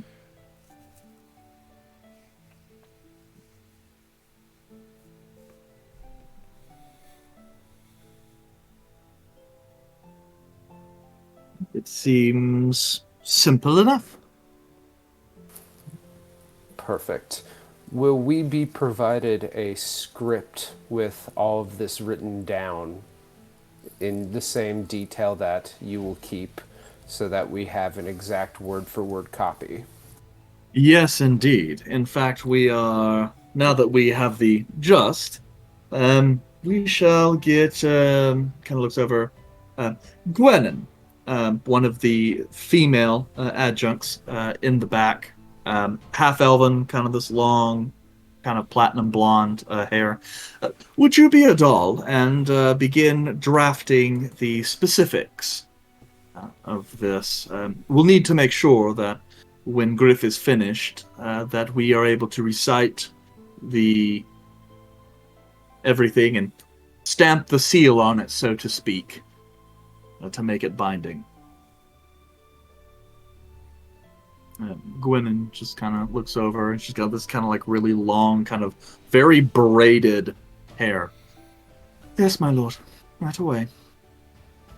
Excellent. Well, it would seem Griff just requires a couple more minutes, but please. He kind of gestures over toward, like, near the statue of Neros. There is some charcuterie and a bit of wine available. Make yourselves comfortable for what few minutes we have left. I will be leaving. Of course. Quick Spark Notes. Neros, remind me Spark Notes. Neros. Mm-hmm. Oh, like God of Neros, who is? Neros, who is Spark Notes? Yes. Neros is a god of magic. Just trying to see, because I think I moved that to a different page to make it easier to reference, and that apparently did not work. Yes. Neros is the god of magic and knowledge. He's kind of like the Free Cities version of Edoron. Popular among scholars, sages, anyone who appreciates magic. His symbol includes a staff, an open book, and a crystal sphere. Okay, but Neros is represented in like Summerness and Sargon and up there. That's why Yes, I mean there are temples. He's not one of the major gods in Summerness and Sarban. They of course worship Tyros and his many saints. So completely different religion. But yeah. Yeah, the Free Cities have their own pantheon. The Akari have a pantheon, and the Ashgaran have a god and saints. everybody just wants whatever their own. We want our own stuff. Yeah. So. Okay. So you guys are gonna kind of mingle, whatever. Yandere is gonna kind of nope out of the area. Who are When they it selecting gets done. for their exempt person? That would be Salusa.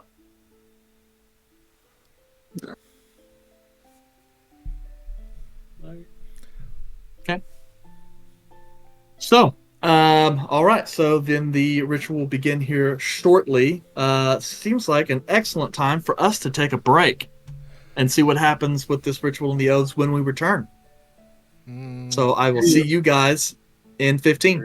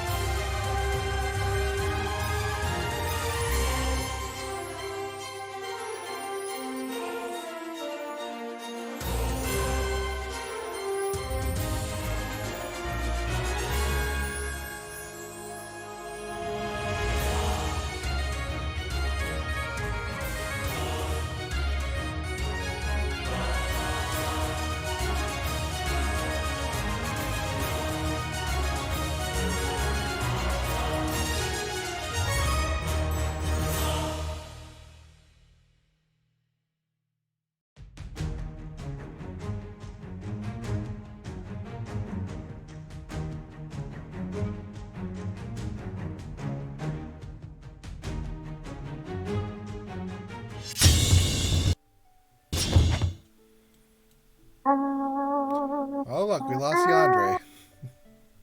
Well, yeah, he noped out of the cave. Yep.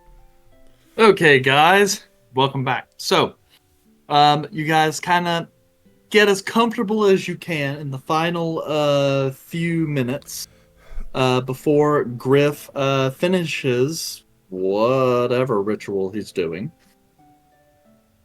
And as the final moments of the ritual start to take effect, you see the lights on the summoning circle flare up even more as the runes on this Fey obelisk start glowing brightly, and there's a bit of a rumble to the ground.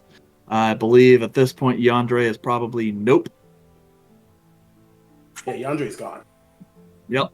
Yandere left before all of this started happening. He took the carriage. Yep. Yeah. He said Yeah, he'd he try to is. stay within 300 feet. I have no sense of direction of how far I'm away from everybody. I'm just gonna go and just keep going until I think I hit 300 feet. 8 Gets back miles to town. away. So, as this happens, Griff finishes the incantation. Those of you in the chamber watch as the runes on the scroll suddenly flare, and then the scroll seems to kind of split apart into different pieces, as if it's almost kind of like decoupage, or just like sections of paper that are just on top of one another, and they just all at once, like the glue and everything holding it together, unravels. And so then there's just this showering of little paper flakes that kind of quickly glow, turn to dust, and then just kind of as that happens, the circle blares up to a rather kind of bright light. You have to kind of squint a little bit. You guys hear kind of off in the distance what sounds like a horn, like a war horn in the distance. Yandere, you can kind of feel as what little hair on your skin there is kind of raises up a little bit, as you can kind of feel the area around you take on that Fey energy. Even though you're, a little comfortable distance away. Those of you in the area staring into this light, you start to hear kind of this bit of a crackling swoosh noise, and as you look into the light, you can see glimpses, flashes of another place, another plane. At once you see what looks like an endless expanse of perhaps crops or red grass, deep in the throes of reds and oranges and golds. Off in the distance, you can spot what looks like a tangled mess of rock and tree, a spire that starts and skyrockets off into the sky, larger than anything else of the terrain around it.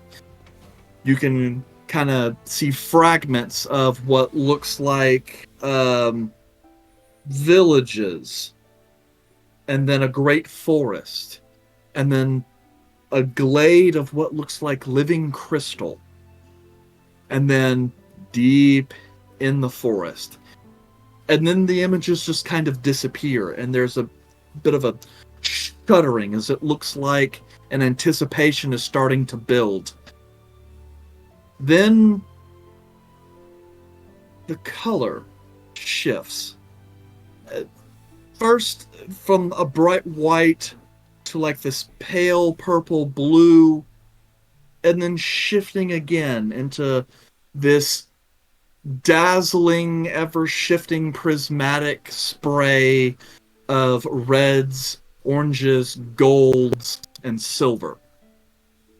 Before finally you guys kind of watch as that deer head that was present suddenly goes and bursts.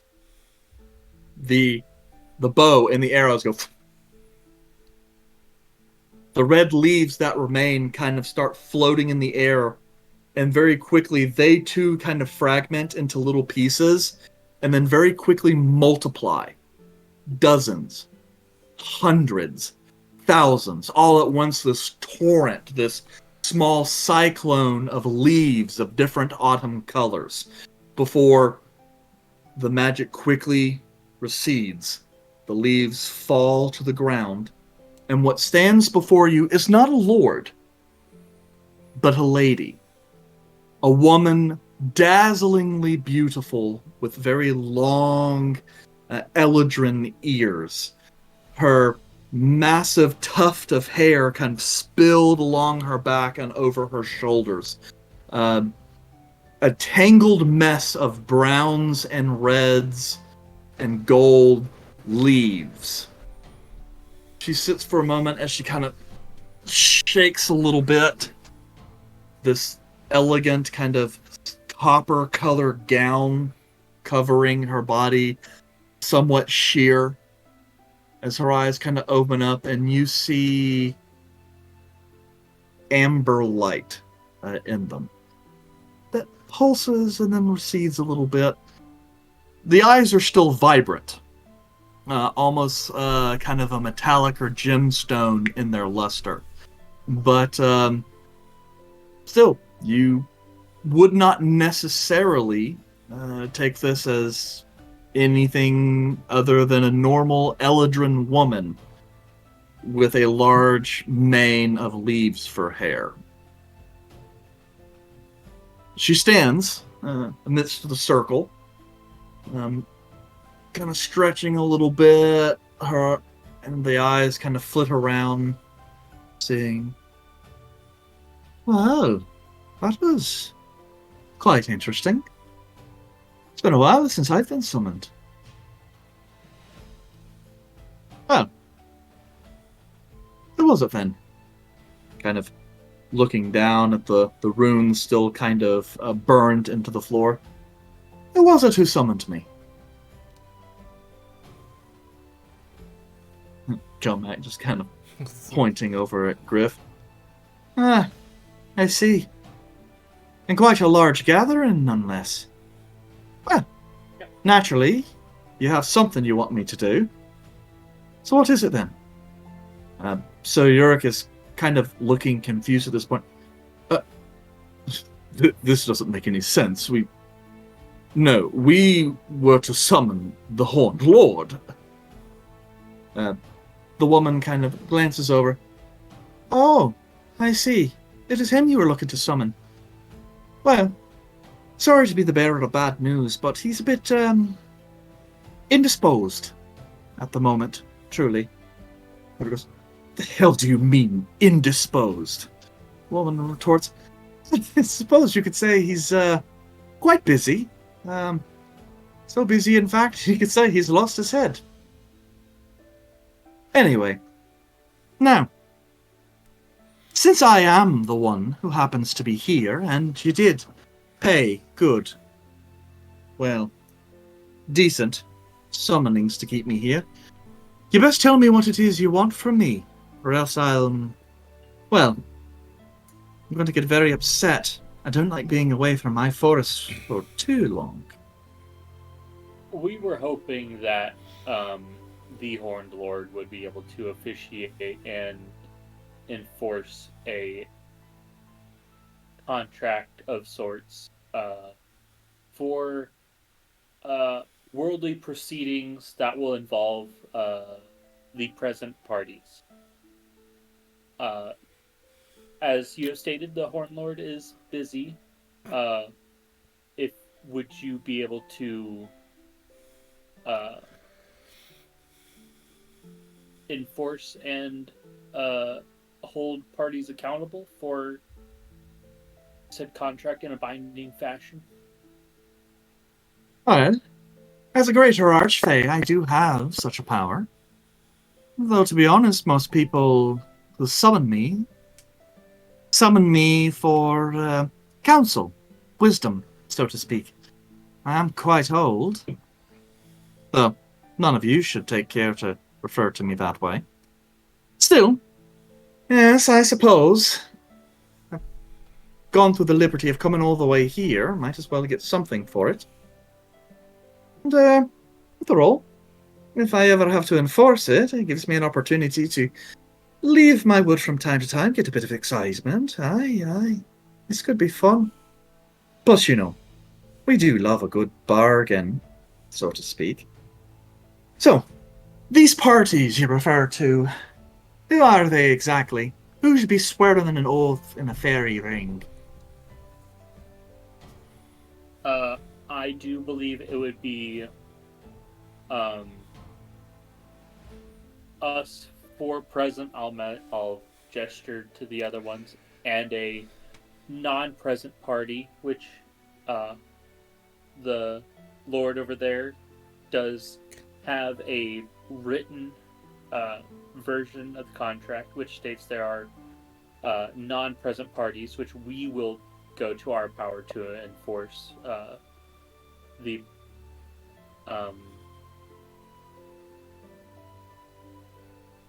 oh, see, give me a second. I can't think of the words. He's buffering. I lost it all. Because we're not even online tonight, Aaron. You shouldn't be buffering.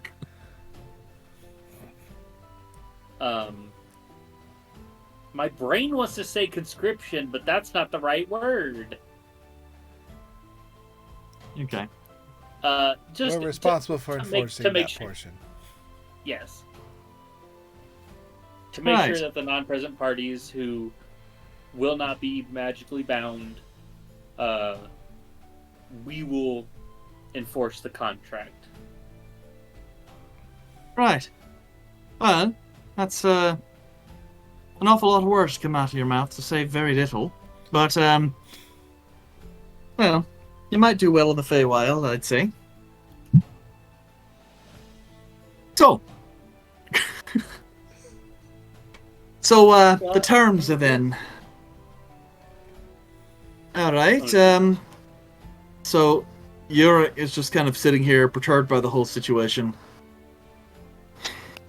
Gwennon kind of makes her way over to Yura, kind of skating the lady with leaves for hair, kind of passes it over. Yura grabs it and goes, "Alright, here, my lady, the terms of our agreement." The Archfey kind of reaches out, grasps hold. "Thank you, dear." And then kind of does a quick glance.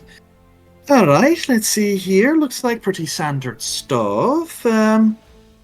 Looks like a bit of a non-disclosure. The party of the first part is about to do some ne'er-do-well, and this information is known by the parties of the second part. And that the parties of the second part are agreeing not to infringe upon the actions of the party of the first part. And that of the individuals present, agree to go the merry way, non-interference. And who exactly is Ferona, Eldwin, and Salusa? Yes, that would be my family. My mother, my brother, and my sister. Alright, looking around. I don't suppose they're here, then? They are not. Essentially, they have no direct business with any of the preceding actions that are to be abound. Rather, we are ensuring that those parties will be left unscathed in any situation involving the Spellbound Flame. I see. Bit of qualified immunity for a party of the fourth part. Alright. Yes, Your Honor. Fair enough here. And the relocation costs. Alright, well, everything seems fine and dandy. So, she kind of reaches down, quickly gestures and pulls out out of thin air, like a wooden tablet. Kind of sets everything down on. Pulls out like a copper dagger. Sets it. Well, then I suppose we might as well get to the swearing then. Let's see here. So I imagine your individual that is not going to be part of this is not present. I assume. So this party of the first part, that would be Lord Yurik, the woman named Namis, and members of the Spellbound Flame. So you might well come in and sign your parts. And one by one, they look through the contract. Blood oaths sworn. Yes. Out of character, did we already dismiss the one member of the Spellbound Flame who is being excluded? It is Yes, that the was Salusa. Or imposter. Salusa. Got it. And just to be sure, she left. Yes, she left. So, because the specific wording refers to members who are present. So, I'm just making sure because if I didn't hear it, I didn't catch specifically hearing that she left, and I wanted to make sure that she was not here. okay. Yep, good point of I order. think I just asked, like, right as we got back from break, who their party exitant was. Okay, cool. But we got it now. So, yes, all of that goes through and goes, all right, looks like everyone's signed there. Thank you very much. And, all right, the party of the second part, the individuals, nice, the rest of you. All right, who's going first? Sure. Lead the way. And then one other question, Eric. Because when she went back and reread the stipulations, you didn't touch on some of those items. Just to be like crystal clear, are we to assume that she went and read every single note back to us as if we agreed upon? Okay, thank you. Yes. It's just we also didn't fine tooth comb every single word, so it's just a just. So, yeah. I'm just making sure there wasn't any weirdness in terms of... Yeah. Everything she said... Read back after this later. Right. And yeah, and you can double check to make sure everything is present on the contract, which it is, as you guys agreed to it. This is the improper form of your. Can we get that changed?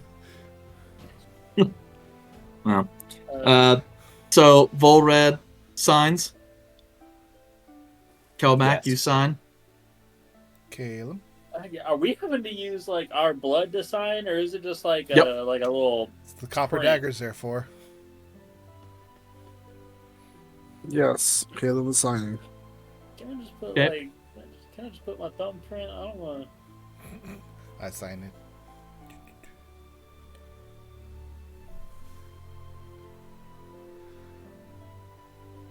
Fine. Kelmac. I'll sign it. Okay. Easier just to The sign. fingerprint. The Archfey kind of rolls everything up, and then with the dagger, slices her own hand, and then grasps the rolled up parchment, and then you watch as the blood kind of oozes out and then trickles through the parchment, and you see it kind of start to glow. With that, with a wave of her hand, it disappears and goes, very well. The contract is now signed, sealed, and in my possession, and only I may revoke it. So, I'll keep it with me, of course, in my place within Autumn, and here's to hoping that all of you abide by the contract. So, anything else? You technically have me for another 8 minutes. That is efficient. I think we're good. What? What? You know, What is we your summoned- title? we summoned- yeah, I we raised my hand. summoned her. Ma'am, what is, as my friend asked, what is your title and name? Well, I don't give my names. Names are power in the Fae. Actually, for a great deal here too. For that's a form of magic that's best left dormant. As for my title, in my realm, they know me as the Lady of Leaves. I am one of the oldest of the Archfey in Autumn. Well, there are still a couple older than even I. Are you responsible for the individual that we were trying to summon losing their head? You mean the Horned Lord? Ha ha! No. That would be the right cunt Pumpkin King's doing. Bit of a real... bit of chaos, that one. But, well... Still. It'll all get handled in time. Sooner or later, the Sovereign of the Harvest will return and put all things right. And he'll deal. He'll deal with those who have broken the faith. So. Okay. Well, Thank you. it was wonderful having you here. Sadly, it had to be in a cave. This is a Maybe shack. next time it's in some prime material woods or something. Right. Well, here's to hoping. It's been a good long while since I've been in the Prime Material. Oh, I've been quite a number of times myself, so... Those were earlier days, though. Alright, well, it would appear our time is running low. So, enjoy and, well, have fun. And the leaves kind of brush up, surround her, and then fall to the ground again, and she's gone. Neat.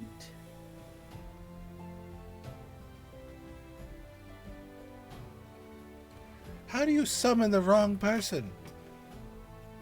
Well, she said. No, he no, was no. I'm talking to preoccupied. them. Yeah, so Yurik is like it as well, Griff. Griff goes, I do the summoning magic. If the Archfey isn't capable of responding, they can't respond. Seems someone else simply chose to heed the call. Is that like a normal thing? Like if you go to try to summon someone out there, if they're not available, it's like the next person like just transfers the phone call to someone else? What's the phone? If their hierarchy Series of assumes so, wires. yes. You beseech a god, the god doesn't often come before you. They send a proxy. It happens. What? Caleb, has it happened before? I mean, Yes, it has. Well, we typically get like straight to Technically, the was source. that angel? That's Eh, because I blame that I on Caleb. tend to have a deeper connection to gods than these people do. Should have had you do the summoning. And the gods of the Akari are different than other pantheons. I'm flexing. Shut up. That's the wizard flex. He doesn't get the opportunity. Like, we've been plenty of Caleb DVDs. flex. We don't have this It's problem like on our side. flexing, Caleb? You're flexing? Sorry, He doesn't get the damage points, so give him the flex points. I'm sorry. His strength isn't high enough. He could sit there and just flex, and it's like they don't do nothing. The muscles do nothing. Those flex points don't roll over, though. You got to use them before the end of the month. So, Are we all Yes. done here, then? yeah, you're kind of since he goes, well, it would appear in either case the bargain was struck, and an Archfey holds the contract. So, it would seem, for better or worse, our work is done. So, it would seem that you are true to your word, and you have purchased a degree of trust with us. Thank you. Now, with this unsettling business now behind us, we can move about the next steps. As for the rest of you, well, hopefully we don't have to see you again. It would just make things easier in that regard. I mean, you could always hire us for something. Well, perhaps. We're fairly competent in True. some. But I wouldn't want to create any circumstances that might delay you returning to wherever it is you come from. Thank you. A real roundabout way of saying get the fuck out. I don't mean to be rude, it's just your presence here can still be a liability, even if you don't mean it to be. I'm Okay. not discounting the class in which you said it. I was just translating because that was really well done. We'll probably be I gone in don't a know day or if two. DeAndre know.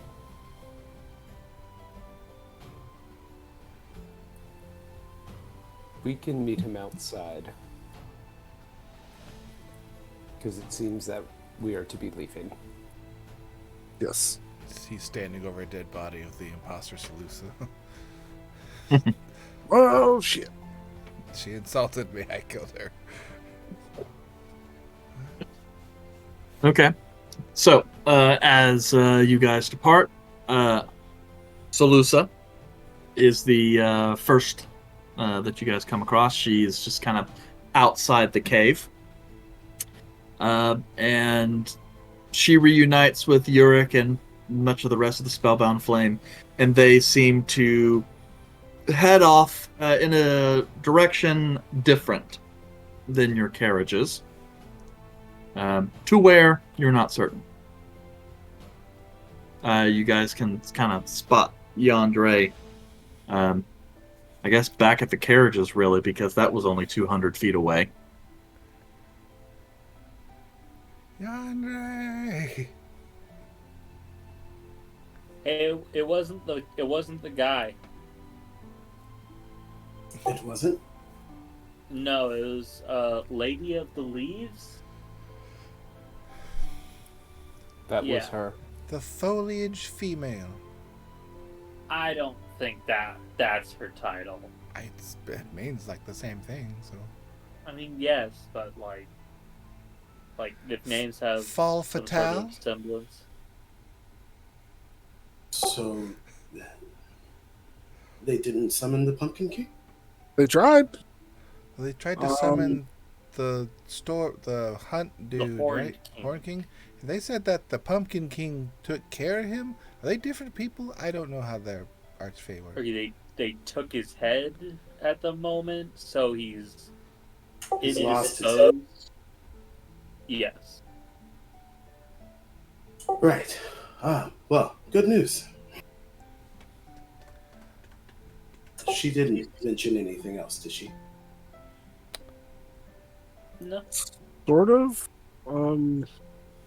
Something about the fact that time tends to fix these sort of things and that somebody will come back and fix it.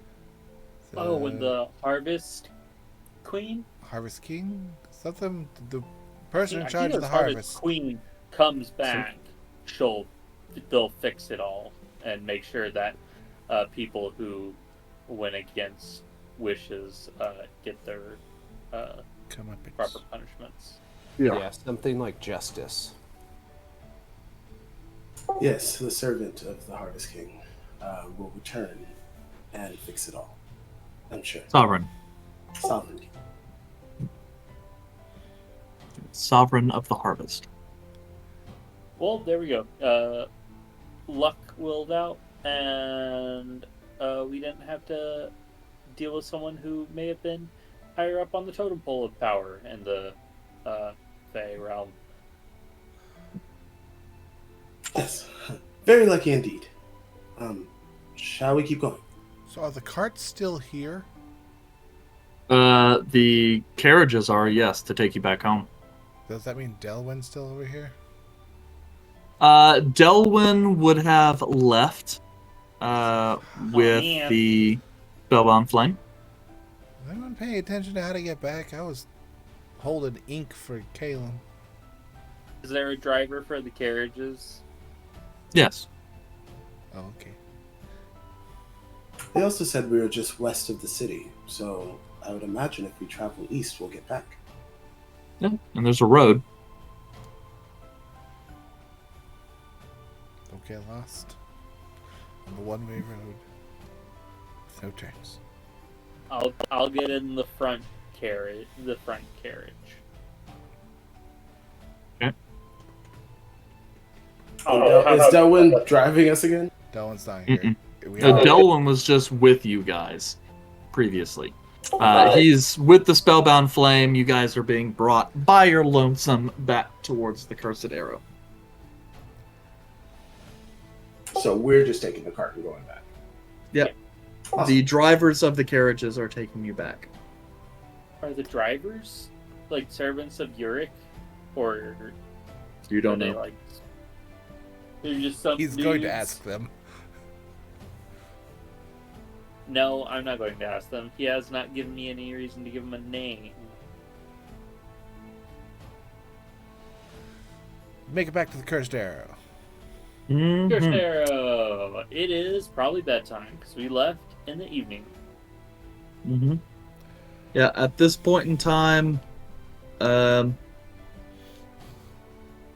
yep, probably just after 11, somewhere between 11 and midnight.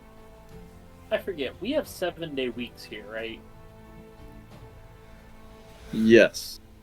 There's not really a Well- weekend. So Well, it doesn't really matter. yes, not really a weekend.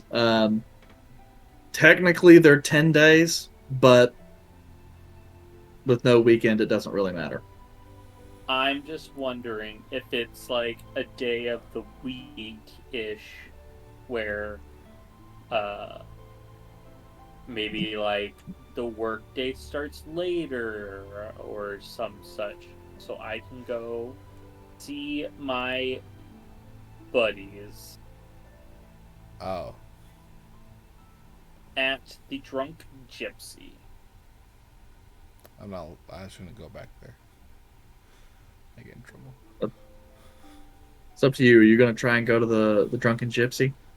Yeah, I am. If it's I I'm mean, gonna go see if by the it's- time you get there, yes. I mean, it's still open. I mean, there's patrons are pretty well sloshed by this point. But yeah. Yeah, I'll go. I'll have a couple. See if anyone recognizes me and just Mr. Have a good night. Moneybags. it's the big cat man. How's it going, cat man? So you want to attempt to do the quest tomorrow and then get out of here?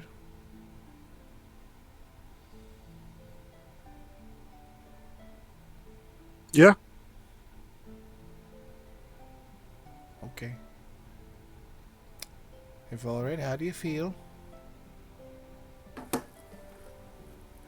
I feel better knowing that the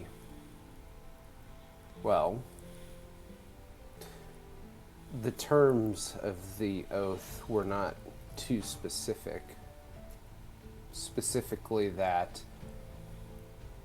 I don't appear to have to offer them any sort of assistance in their takeover, nor did we specifically say anything about the necessity of my father being killed. So there's some loopholes, it would seem. I think as long as us acting does not hinder the placing of your imposter sister into power over Kyosa. Correct. When we spoke last time, it would have seemed there was more specifics, as in I had to immediately give up my ring, I would have to vacate the city forever, which was not part of that contract either. So, Yeah. It was just a general, like, you're not allowed to take any action that might hinder their goal, which is very ambiguous. that is ambiguous. That is true. That is also based off the eyes of the mostly. So if their goal changes, what does that mean?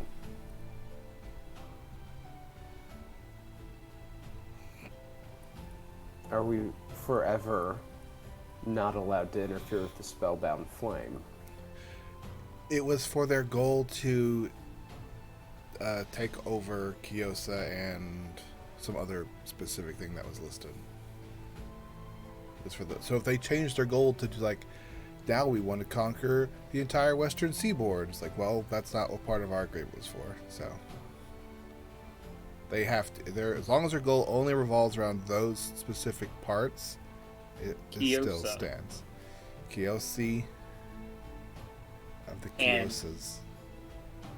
And here, about Koronoth or Corinthians. Korista.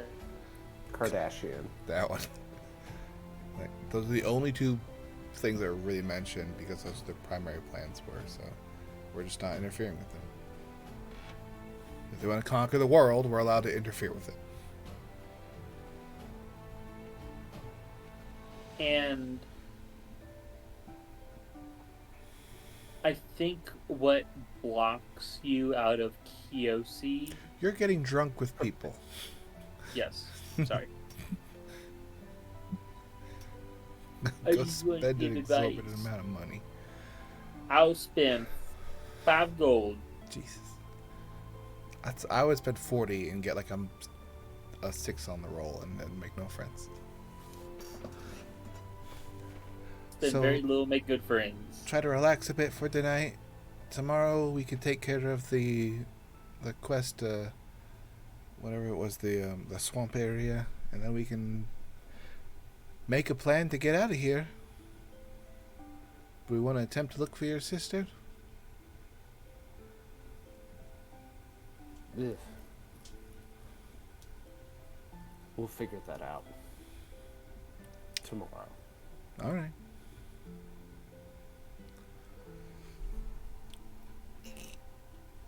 Yeah. So, after a bit of boozing on Kelmac's side, and then sleeping for all parties involved, you guys wake the following morning on the 38th day of the first seed. The day is yours. What day did you say? It is the 38th day of the first seed. Thank you.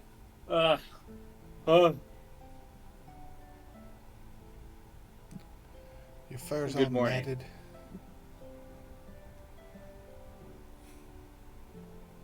I gotta clean up. Well, you better. We got a quest to do. It's going to take all day. I'm just gonna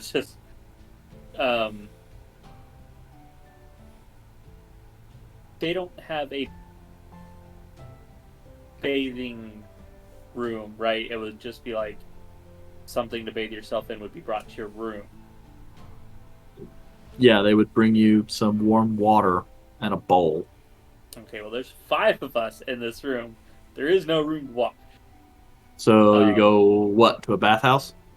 I guess if they have a bathhouse here, and I'm just gonna try to just look. I just need some soap and like a brush.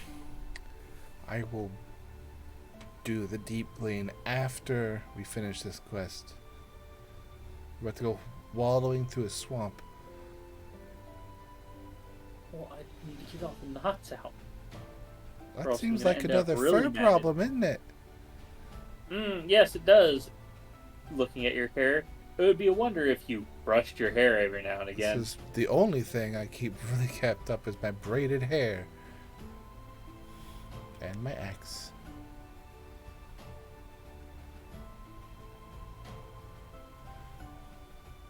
Okay. Kelmac, as you are heading out towards the outside, Jeffrey kind of grabs your attention. Goes, Yeah. excuse me, sir. There was a letter that was dropped off for your party this past evening.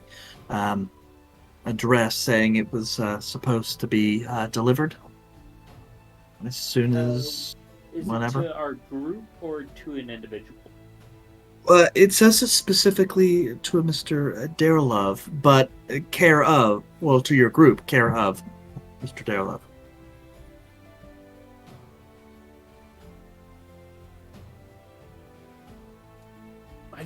I do believe that is a moniker one of our party members goes by. I will gladly deliver that to them if you would allow me. Yes, of course. As I said, it's to the party, care of. So, still, it just kind of passes it over. You see, kind of on it is like a wax seal. No symbol, but the stationery looks nice. I'm just gonna run up real quick and just jiggle the handle. So I always forget to jiggle the handle. Just pop in. Laura, this is for you. I gotta go take care of this first. Bye. I grab the letter and open it. As you open it in nice-ish script, the letter begins, I had not expected to have to fulfill the terms of this agreement quite so quickly. Nonetheless, I was compelled to speak so because of Uric. To inform you, a piece of information regarding your sister that it seems I must now share. Haha! And that is the provenance by which I came by your sister's ring. I acquired it through an individual I know, a fence and tool of the trade. He owns a shop on the eastern end of town. Trinkets, mostly, but it is there that I found the ring and purchased it for a hefty sum. If anyone would understand as to where the ring came from, that is where you should go. The place in question is called Mott's Mementos. Tell her that the widow has sent you. And it's signed Solusa Chaosi. You said Mott's Mementos. Yes.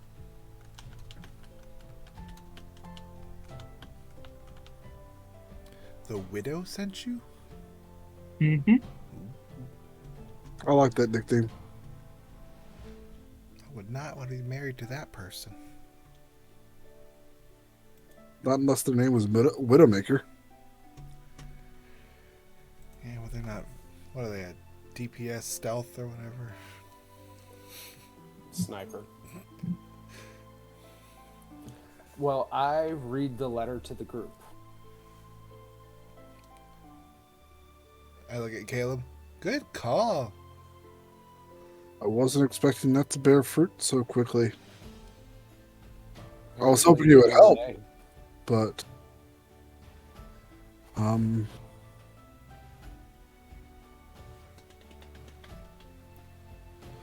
Thus is the ruling of a fake contract. So you want to head over there first? I kind of need a break from thinking about my family. We can do this quest and visit there on the way back. To the swamp. so let's go. We gotta What wait did for you tell Calvin. me? I said to the swamp. Oh. I thought Wait, you said didn't something he in just say foreign that he was language. going to a wash? Yeah, I told him it's stupid to take a massive bath before wallowing through the swamp on a half-day journey to get there.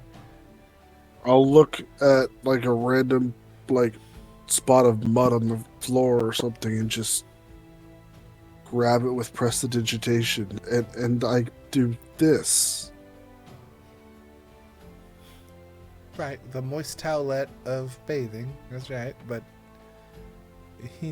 He's being picky. Okay. You can't solve everything with magic. You can solve quite most everything with magic, but yeah, sure. It won't solve the knots in your hair though. That is a you problem. Mage hand can work on it. It's a lot of work. A lot of work. Learn how to cast Unseen Servant. Oh, there you go. That's a good one. Exactly.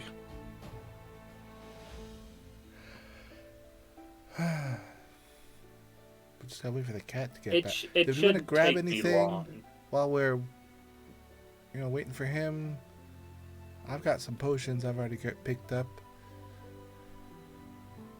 I would say we probably wouldn't want to invest too much money into this job because the payout is only so much.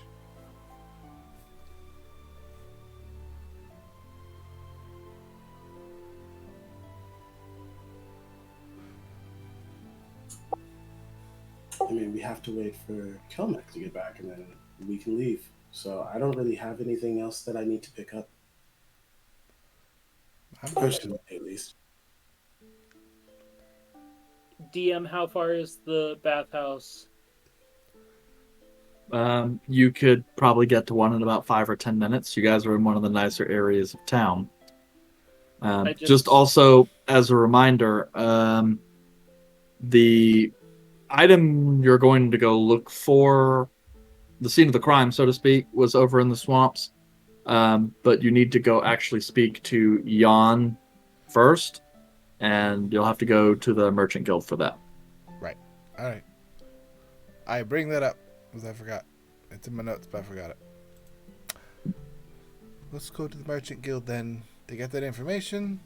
I take a piece of parchment and write a quick letter to Calmac in case he's not around in time. Go into this location, get info, meet us around there. Alright, let's go. Okay. Okay.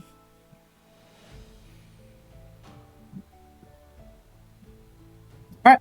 So, you guys depart and head towards the Trevel Mercantile, where Jan Lizelle is supposed to be staying. As you kind of arrive, the place seems to be, while a mercantile, it seems a bit more of like a shipping spot, as there's constantly stuff being moved in and out, and there isn't a storefront, so to speak. As you kind of come in and ask around, you guys are sent to kind of a small office where when you enter, a man sits with this kind of straw-colored blonde hair and like one of those weird haircuts where they kind of poof out to the side, but it's kind of flat on top, kind of like a tortoiseshell.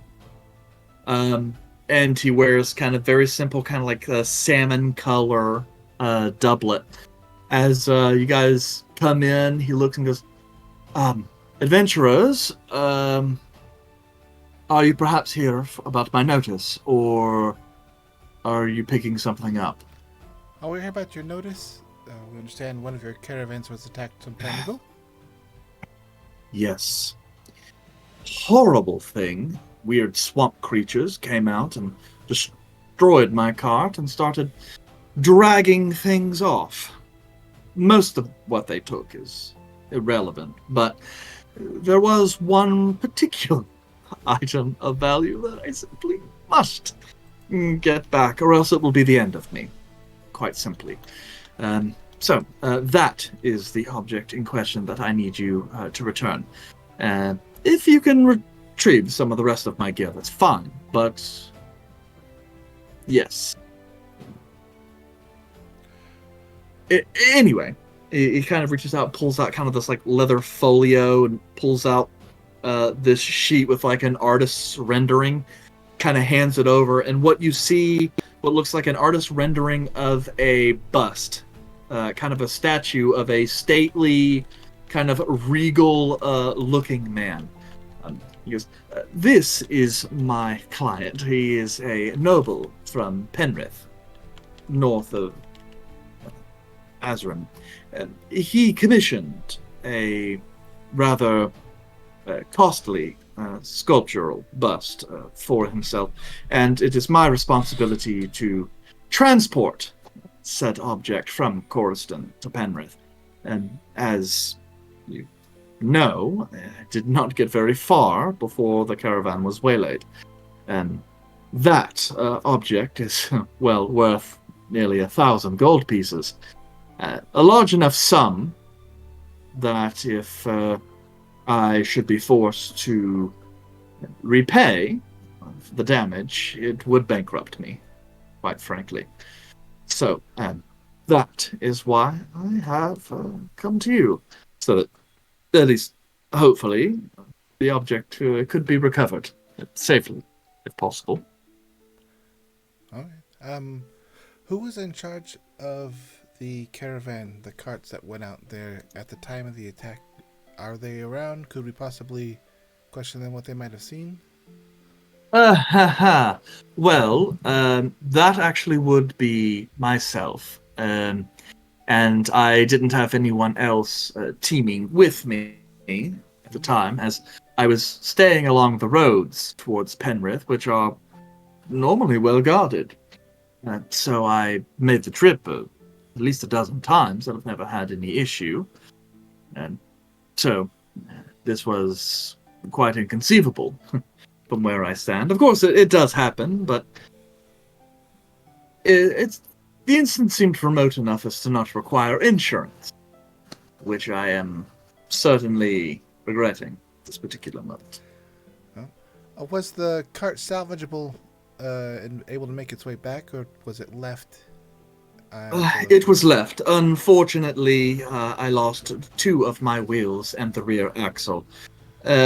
I have some other contracts out in order to recover the cart, but with the amount of damage, it will be some time before I'll be able to make the journey again. You may well run into them on your way out there.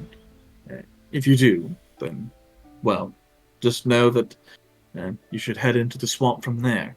As far as I can tell, the creatures are some sort of aquatic swamp creatures, perhaps fish people or lizard people, certainly not humans, from what I can tell. And they rushed in from the swamp, attacked the cart, took, and ran. So, thankfully, they did not even really bother in an attempt to attack me. I assume they were after foodstuffs or other materials that they could use. Of course, I was carrying no such thing. Okay. Any questions from anyone?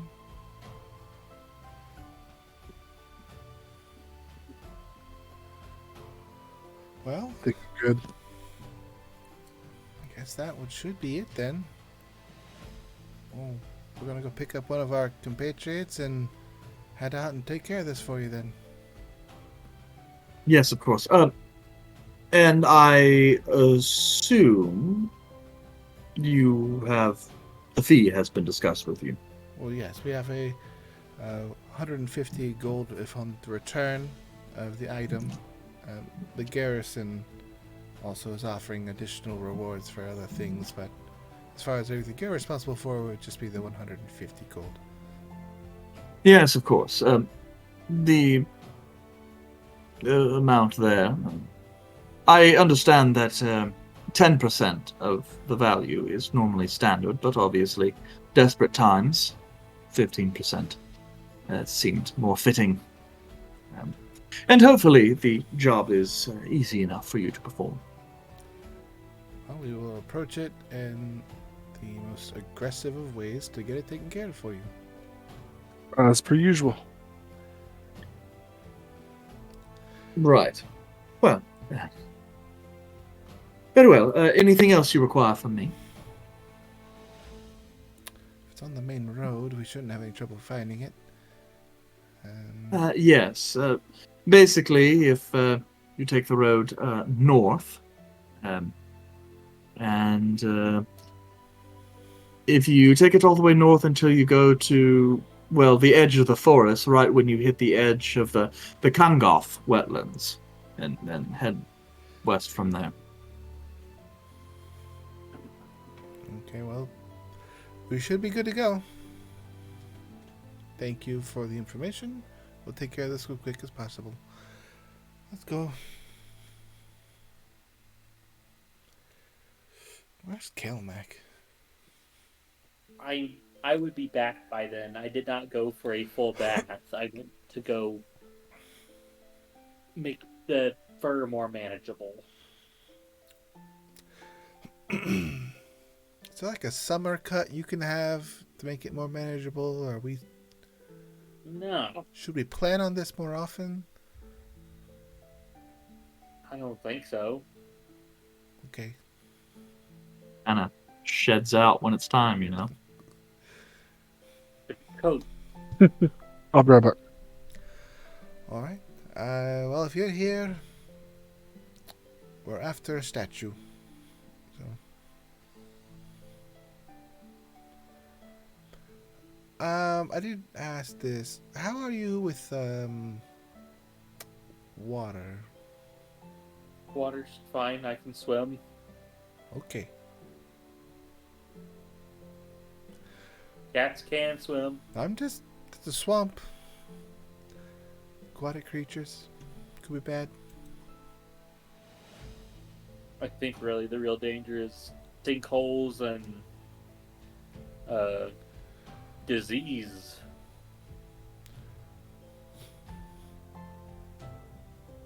I guess we'll head on out then.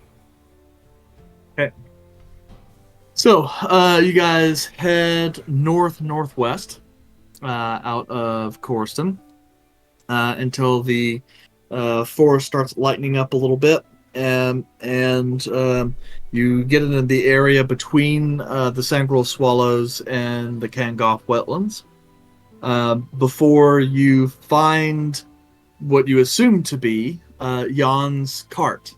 It is finishing up in a process of having an axle and wheels replaced.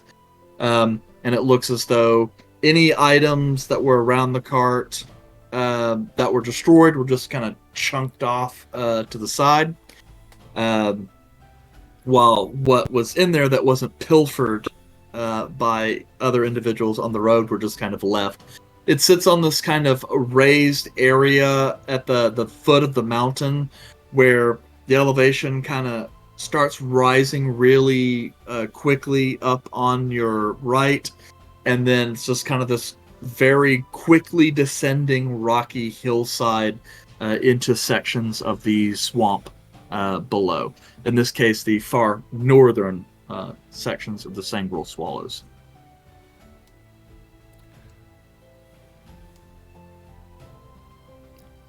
Well, can I check out the cart for a moment? Sure. Are there people still there, like actually working on it, or is it just in the process? Yeah, there's some teamsters who are in the process. It looks like of fitting the last wheel, and then trying to discuss how it is they're going to get the cart back, because it looks like horses, or the horse is not present. You assume Jan probably unhitched and rode the horse back to Coriston. Hey, we're here to investigate the missing item for Jan. As we approach it. It kind of happens, kind of look over. You see kind of this somewhat kind of barrel-chested gentleman, kind of in this shoulder-length kind of white silver hair, kind of matted down by a cap that he's wearing, and he's got like this big long white beard. He's got kind of a pipe coming out of one side of his mouth as he's kind of sitting on this small stool fitting in the wheel. Kind of looks over at you. Fuck do I care? Jan sent you, that's your business. I'm just getting the cart ready to go. Can we take a look at the cart? Yeah, make it quick. All right. Won't be long. I'll be done here, and then I'll need to get it back. Did you see where they went? Who, the guy? No. No, the things. They went into the swamp. That way. And I Yes, they. point, like, to the left. Towards the swamp. Yeah. They came out, attacked the swamp, attacked the cart, took some shit, and ran off. Alright. This guy's just here to fix the wheel. He was not there for the thing. I'm gonna take a look at the cart to see. There might be some damage left over. Does it look like it was damaged from a weapon, a crudely made weapon, or like 3 claw marks in a row kind of thing? Looks like a bit of a mix. There's some rougher lashes that appear that are much shallower, perhaps some claws, and then there are a much smaller number of sharp, deeper cuts that are perhaps from a weapon. Judging by how deep it hit, they either didn't hit it very hard, or it's a softer metal or some other kind of softer material that the weapons are made from. All right. Well, it's not going to be some type of monstrosity that isn't at least organized. So that's something. But they have weapons. Means they should be somewhat organized. Who's ready to get wet?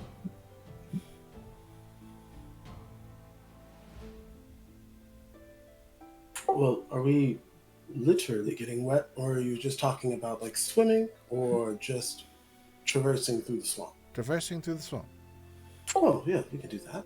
All right. What did you mean? Hmm? What did you mean?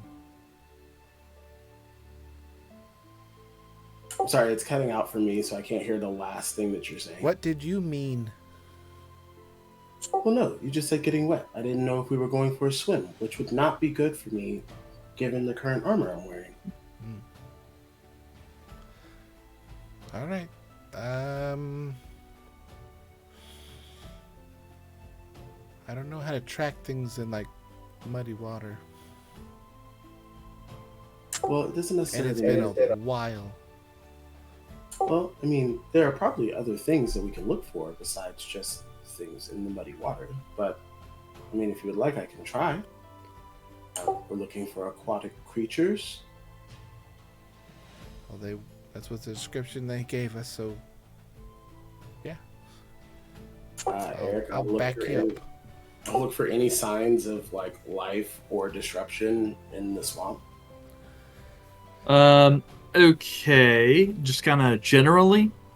Well, no, I'm like trying to find like tracks or trails. Oh, okay. Stripes or Old something. Then- moss, broken branches. Yeah, roll me investigate. Investigate. Gross. I hate you. Yeah, I was just gonna say that changes depending on the situation, but I'm gonna go ahead and roll it anyway. Where's Caleb? Well, luckily I rolled dice. I got an 18 on that. Okay. Yep, you go and look around.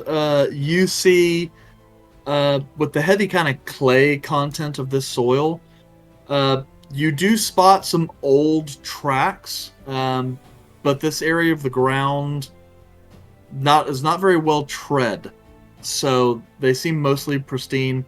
It appears large, almost kind of human-sized feet, but they come to a point in the back, and as they move up, they kind of branch out into like 3 kind of talon-like feet, almost kind of like a lizard's feet.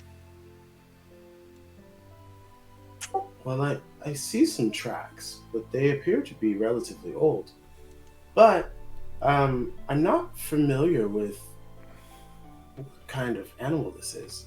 Does look like it is a lizard, though. Vaguely matches the description. That's the best thing we have to go off of for right now. You can try to Great. So shall we go? track him down, I will follow the tracks, Eric. and I will follow Okay. him. And you will follow him. And you will follow him. Wherever he may go. Give me survival check. Can I help him? Since I'm also proficient in survival and I'm like right up near the front with them. Sure. I don't think I needed it, but thanks. It's the same thing. 29. Yay! I helped. Good lord.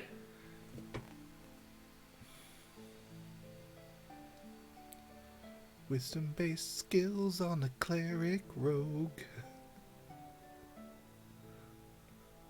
Okay. Sorry. What did you say your total was? 29. Okay. The swampy nature of this area does not lend well to tracks and other such thing. The ground is soft. It fills in with water. Nonetheless, though, after checking general patterns and occasionally making loops to follow back for any paths or evidence you may have missed, you do occasionally pick up trails, sections of raised land that do still have depressions, or sections that look like there might be game trails that run through the swamp, or broken branches, anything you can to see any larger prey that might be moving in a general pattern. And before too long, you start getting out to the part where among the mist you can start to see the bay stretching out a little bit beyond you. And this section of ground starts to get a little bit firmer.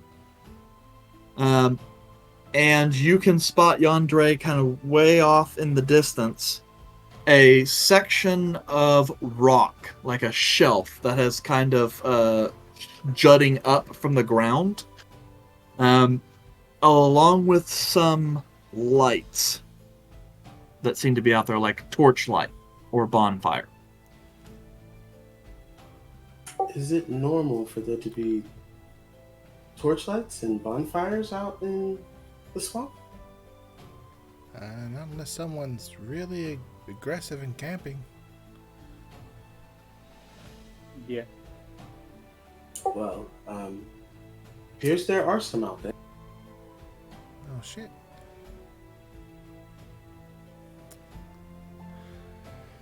Is that where we want to go?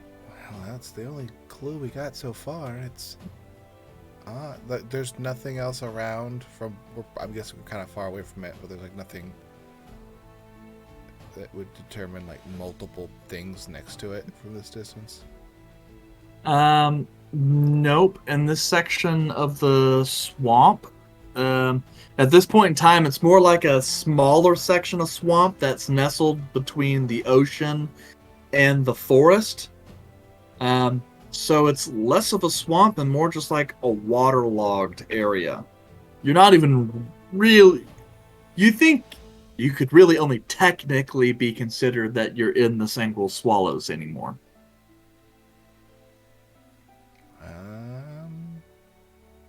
Anyway, Let's take a look you at wanna it, I go guess. check? I'm gonna go. Yeah. I can go check.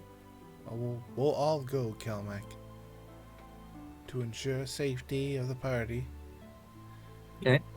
As you kind of glance off and start approaching, trying to get an eye out. Let's see here. Are you guys doing so stealthily or what? We can certainly try. As That's up to you stealthily as guys. I can. There are lights there. That is a red flag to me, so I would say we should try to move stealthily. I'll agree. Sure. So a Okay, little go ahead and give slower me rolls. stealthier.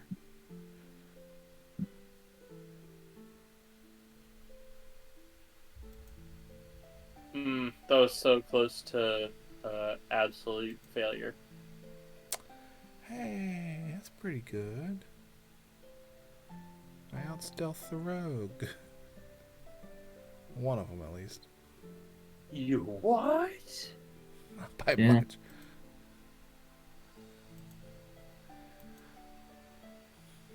Well, you outstealthed a rogue. There's this asshole. The 24 natural 20. Yeah, Yeah. the sad thing is Yandere has a better stealth than Volred does. Yeah, but I also potentially have to roll at disadvantage depending on what's going on. So I have a flat roll. Yeah. 14 total. Hey, that's pretty good for all of So- us. Yeah, easy enough. You guys kind of make your way until you can kind of get close enough to see what's going on. You find what looks to be a small kind of, how would I say, like a forward campsite for a small group of lizard folk. And it takes you a little bit to really kind of see them because their skin is kind of this really dark green moss color that just kind of fades into the background. And there's not really many of them.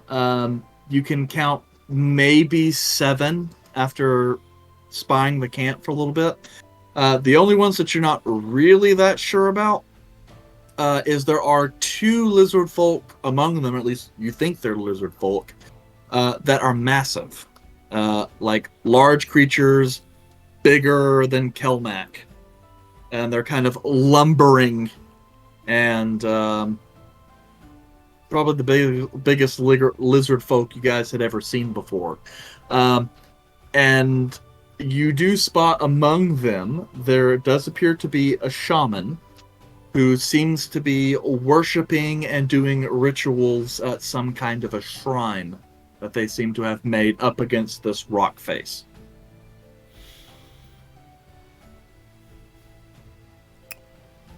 But how far are we away from them now? I would say you guys could get comfortably about 80 feet away. Any closer than that, you guys are not have anywhere to hide. Look, it's lizard people. Well, that's new.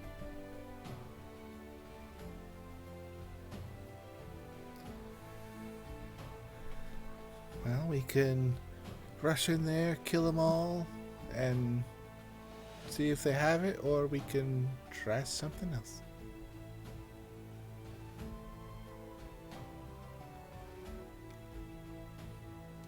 I think maybe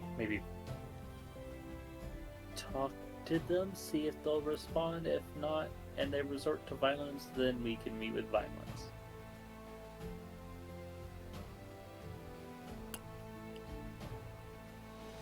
How? Oh, I have an idea. Do you speak lizard folk? Do I speak lizard folk? Yeah. No. Do you know what You language? speak Draconic. Do you know what language they speak? I don't know. Either do Lizard? I. So, shot in the dark, you don't even know what they speak. Communication's gonna be real tough. We could try to scare them, but all the stories I've heard of lizard folk is they're superstitious and aggressive.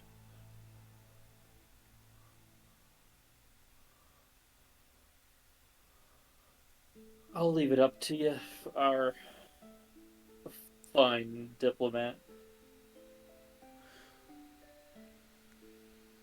Does anyone here know what language lizard folk speak? Would Caleb know what language lizard folk speak? You probably would have come across quite a few in your time. Then Caleb would say yes. What do they speak? DM, do they speak Draconic? They do. Or at least the ones you've met have. In my limited experience, Draconic. I don't speak Draconic. I'm a Celestial.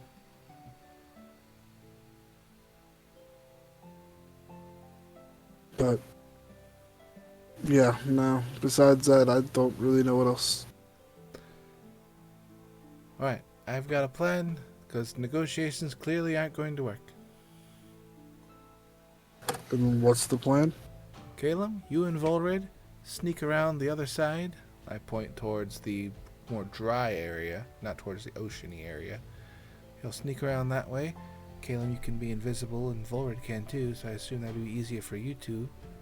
Once you're in a good position, I create a massive diversion directly in front of them, drawing them farther away, making the shamany person a vulnerable target.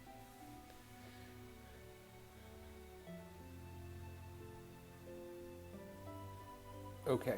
You want me and Red to take out the target. Well, Volred could probably do it, but you're helping keep away from those two big ones, because I want to fight the big one, and I'm sure Kelmac does too. But keeping them away from getting to Caleb will probably be best. Right. And I can do my whole thingy.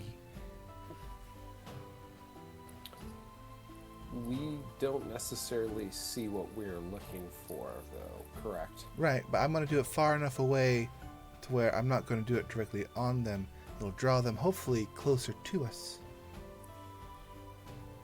So, couldn't, though, before we just flat out attack them, use invisibility to look around the premises?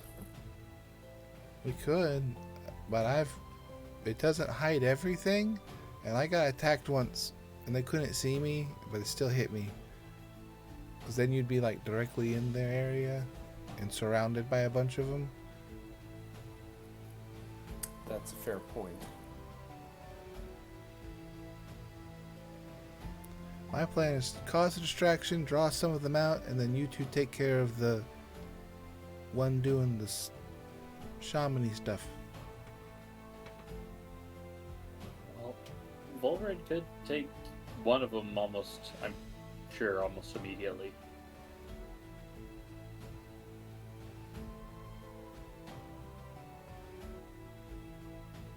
Anyone else have an idea? I'm good at the moment. Any objections?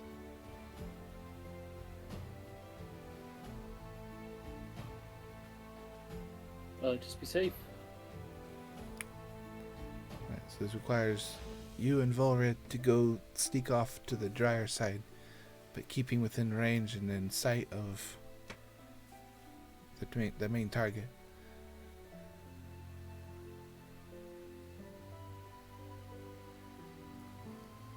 Cool.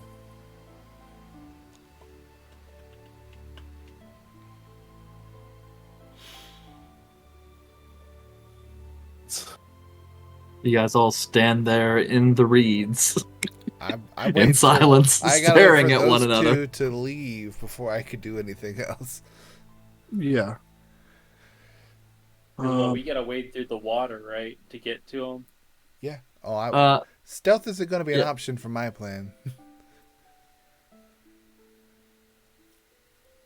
Yeah, well, it's not really water. Like I said, the place where you guys are at is more like a swampy shoreline.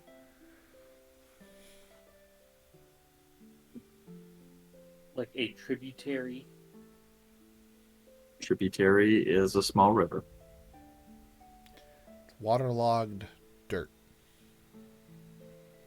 Sure.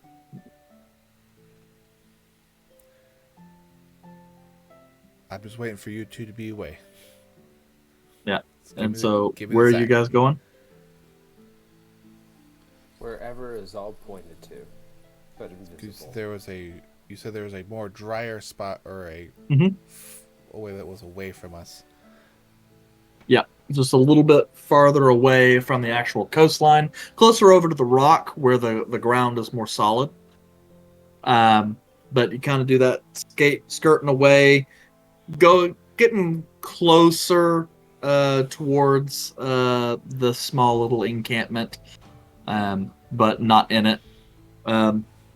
They kind of disappear and You kind of are watching a little bit of the grass and stuff shake and move until eventually you can't see it anymore.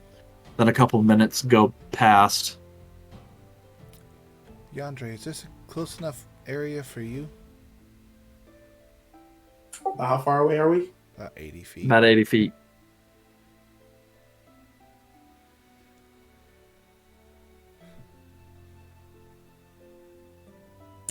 Yeah, good here. Okay. Alrighty, so after you. Do you feel like getting hit, Kelmac? You excited? I'm gonna show that paladin Hit? prowess. We're gonna take No. down every one of them. We're gonna show them how we're gonna do things. I'll strafe my way. I'm gonna strafe my way away from Yandre as stealthily as possible by trying to not draw attention until I think I'm not like in a direct line of sight between Yandre and myself and them, so I'm not drawing attention immediately to Yandre. Okay, if you wouldn't mind rolling me another stealth. Ah, yeah. I'm so good at these, though. I don't know where Kelman He is. and Red are both invisible, correct? Yep. That's what we discussed. I got another 14. Not sleight of Okay. hand. It's the same. It's the same roll. Either way. It is the same thing. It's the same bonus. Let's see here, and then so you start strafing off.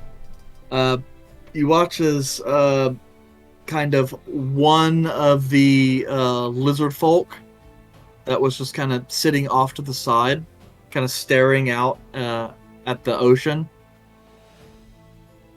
kind of perks up a little bit and looks around.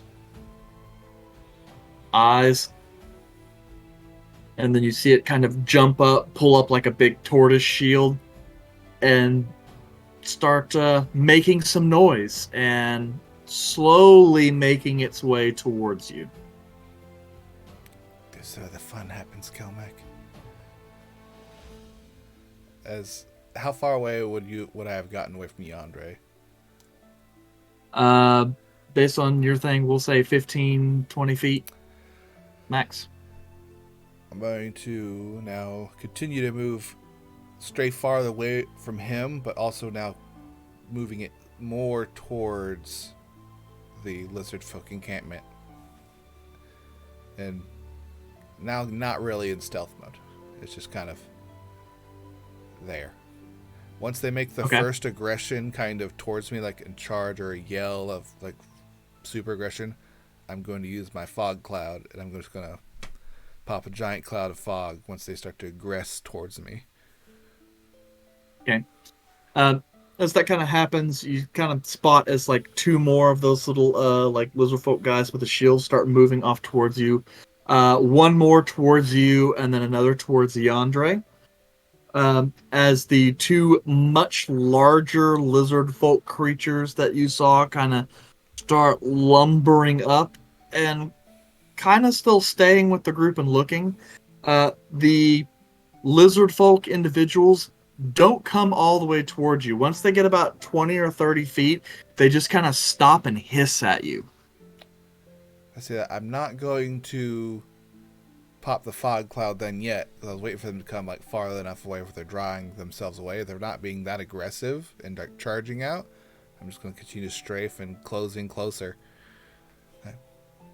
Hello? I'm just trying to draw their attention. Obviously, Ouch. I am existing. You're so much bigger than me. I'm in the high. in- We are farther away, but we can see everything, correct? Yeah, a little farther away. How many do I see within, say, a 20-foot radius? Of each other. Yes.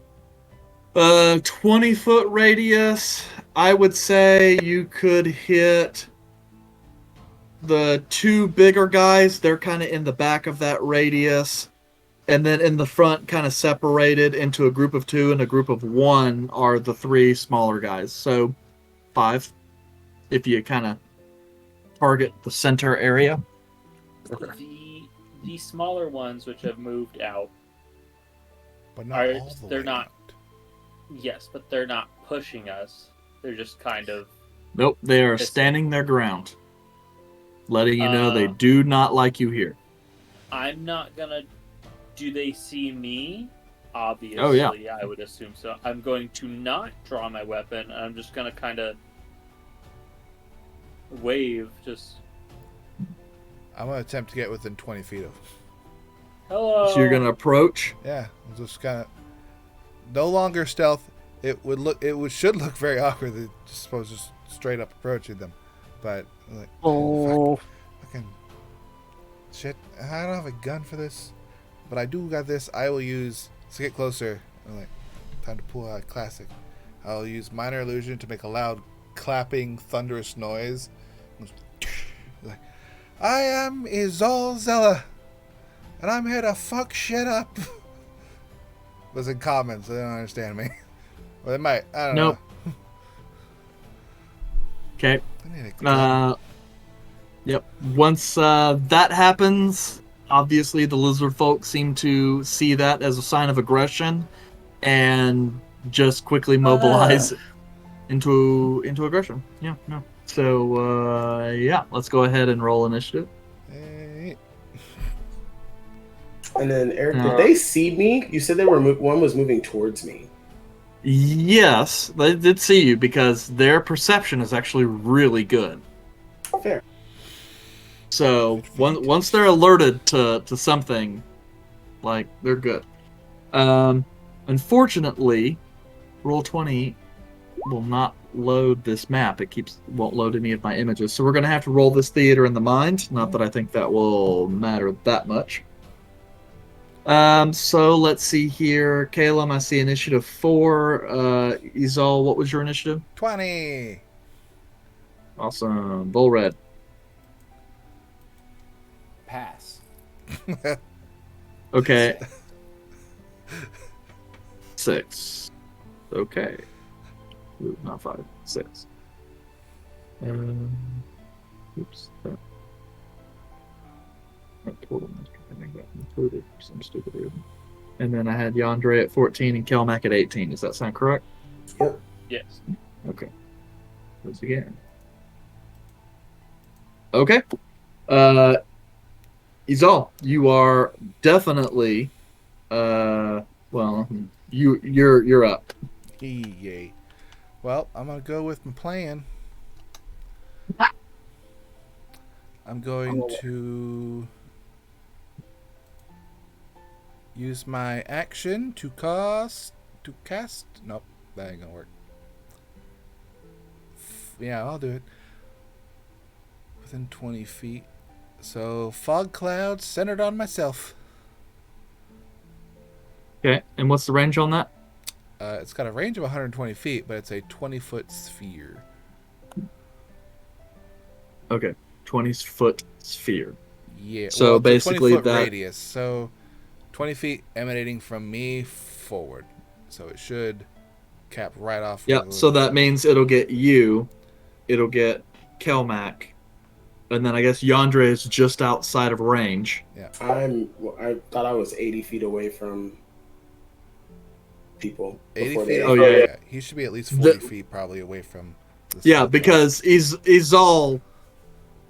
I got within gathered 20 feet. attention as soon as she started moving. Yeah. So yeah. But yeah, so Yandere is out of range, and then it looks like you got one of the big dudes, and then the 2 smaller dudes that are next to you. I'm going to backpedal, try to grab a hold of where Kelmac should have been near me, and pull back. Like, we'll go backwards, Kelmac. The backside of the fog. And I'll just start moving my movement feet all the way backwards to the edge of the 20-foot sphere away from the lizard folk. All And I'm right. going to be on. Let's see. I will be on the outside of the sphere now, where it's about a 40-foot distance between myself and the front edge of the sphere. Okay. And so does this guy, Kelmac, you're on deck. I don't know why you even fog clouded. I never get a fog cloud. Okay. All right. You hear some moving and roaring and in the fog, and you see lumbering shapes. That's it. Kelmac, what you up to? I'm just gonna fucking throw a javelin at like the fog. fog.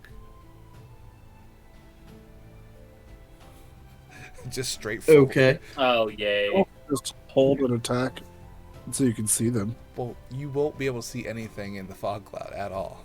You're heavily Yep, obscured. you're just You are considered blinded if chucking. you're in it. Yep. That's why I Doesn't really got matter. out. No, That one. another one, and that's okay. That was better. No more fog cloud. Well, You got a 2 on your die roll that time. it was better. I do not support the use of fog cloud ever again. You're not supposed to It's stay twice in a it. day. You're supposed to get out of it.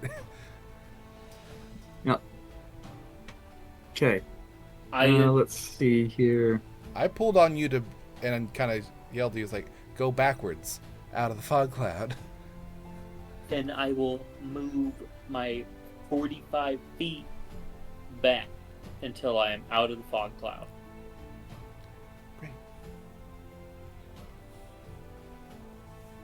Okay, let's see here. Doesn't matter. Quick check for this dude. Okay. With that, the other large lizard folk creatures like looking around, trying to figure out what the hell's going on. Kind of is able to look over and see Yandere and slowly starts wandering that direction. Wait, this is the big guy that was in the fog cloud? Because I was The behind. second big guy. Oh, okay. But I'm behind Izal and Kelmac. That they would have to have a Straight. clear line of. They would have to have a clear line of sight. If Yeah, I kind of, and this is the issue where it would be better if I was able to have a map. so I But when strafed- you I guys strafed are, too far off to the side, so you're saying there's still a line of sight. between yeah, one of like them you and you guys have to, because another way of saying it is like when you guys started, you guys were due south. Mhm. So in order to get up there in that direction, you have to travel more east. Okay. Okay. But it lumbers towards you. It's not able to get near you. It's still probably about 30 feet out at this point. And then this is the single lizard folk guy that was making his way towards you, or just kind of hissing at you, Yandere. He's going to move forward towards you to attack. He's faster than the other guy, but he's not going to be able to close the distance in time. And it's actually your turn, Yandere. So you got one lizard folk guy who's within melee of you, let's say, but he can't attack you. And then a little farther off, you got a big dude, and then you have the camp beyond that. Okay. So what I'm gonna do, I will use my bonus action to steady aim, and I will take a pop shot at the smaller one that is coming towards me. Okay.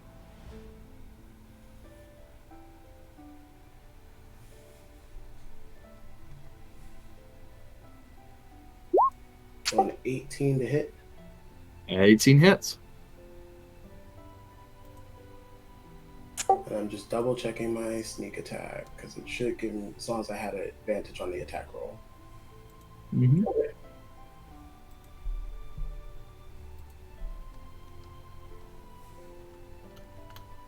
Hey. So 20 points of damage. Okay. Alright. Fire the arrow, goes to lift up the tortoise shield. The arrow punches right through it, hitting the lizard folk. in the upper chest. Doesn't seem to kill it, but it seems pretty bloodied. All right. And since I took steady aim, I can't move. So that is my bonus action, my action, and I'm done. Okay, you hear some commotion in the camp with the lizard folk individuals.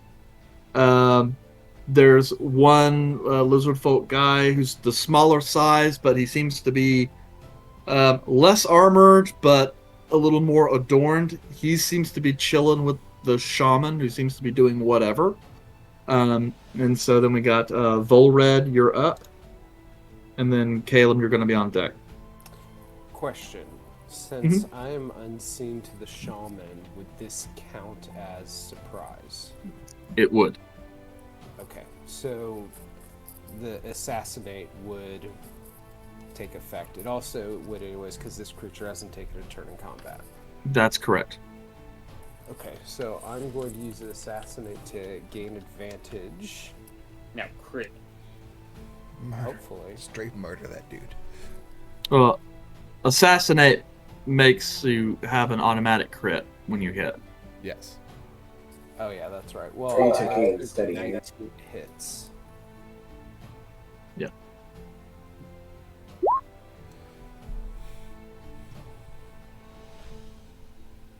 Okay. What the roll itself was 26. Wait one sec. Did I roll the wrong? I don't think I rolled damage. My bad. Yeah, damage is what you need to roll. And remember, it. So I rolled 8 piercing, 18 sneak. And then whatever the maximum is on the first rolls. 24 for sneak attack. And then 13 for his longbow. So 4 plus. Oh, it's not counting the. The +1 or his dex don't count as +1. Yeah, so it's just an 8. So 32 base plus whatever you just rolled, which was 26, which is 58. Okay, do I also get, because I have Piercer, which allows me to roll an additional die for extra piercing damage on a crit? Yes. Because technically you crit. Okay, so... I thought Piercer allowed you to re-roll your weapon die. But is it on a natural 20 or on a critical hit? So it says Piercer, once per turn, when you hit a creature with an attack that deals piercing damage. Okay, you can re-roll one of the attack damage dice, and you must... Oh, my bad, I read that wrong. Yeah, so that means it has a second effect, though. When you score a critical hit that deals piercing damage to a creature, you can roll 1 additional damage die when determining the extra piercing damage the target takes. Yeah, there were 2 on there. Yeah, so when you score what Aaron said. Yeah. So yeah, you do get to add it. I was just making sure, because normally when you use Piercer, it just means that, like, if you roll to do damage and you rolled a 2 on your longbow damage, you just re-roll it and could use whatever the second die is instead. Which he could do. He does have a 2 on that one. No, That's true. He rolled a 3. Never mind. Well, I already rolled, so 7. So 7 plus 56. So 63 points. 58. Additional 6 because you do add an additional die and it doubles all die. Okay, Unless that's not how it works. Sean, No, what never did mind. you just say? It was 58 was your base damage, and then you did an additional 7, so that's 65. I don't know about the whole extra other die thing doubling. I don't think it does, since I would say extra die it probably comes works. from the kit, It probably right? works as the brutal critical rule for barbarian, where you just roll an extra die and add it to it, so you Okay. don't double that die. Damage. So Alright, so 65. Okay. Chunky. And let's see here. It only had 27 hit points, so it's now at negative 38. I want the arrow to hit him and just fucking explode. The arrow? Sure. No, I assume that the shaman was doing from Fallout something. 4. The shaman was doing something part of a ritual that had explosives within him. He ate No, some bad you pierce, doing so much damage that the arrow pierces through him.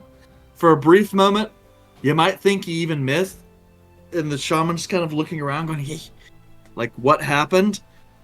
Thin trail of red.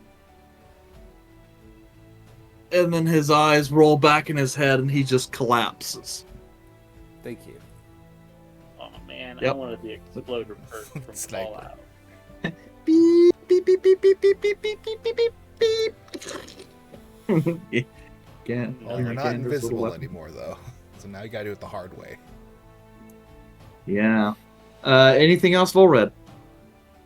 No.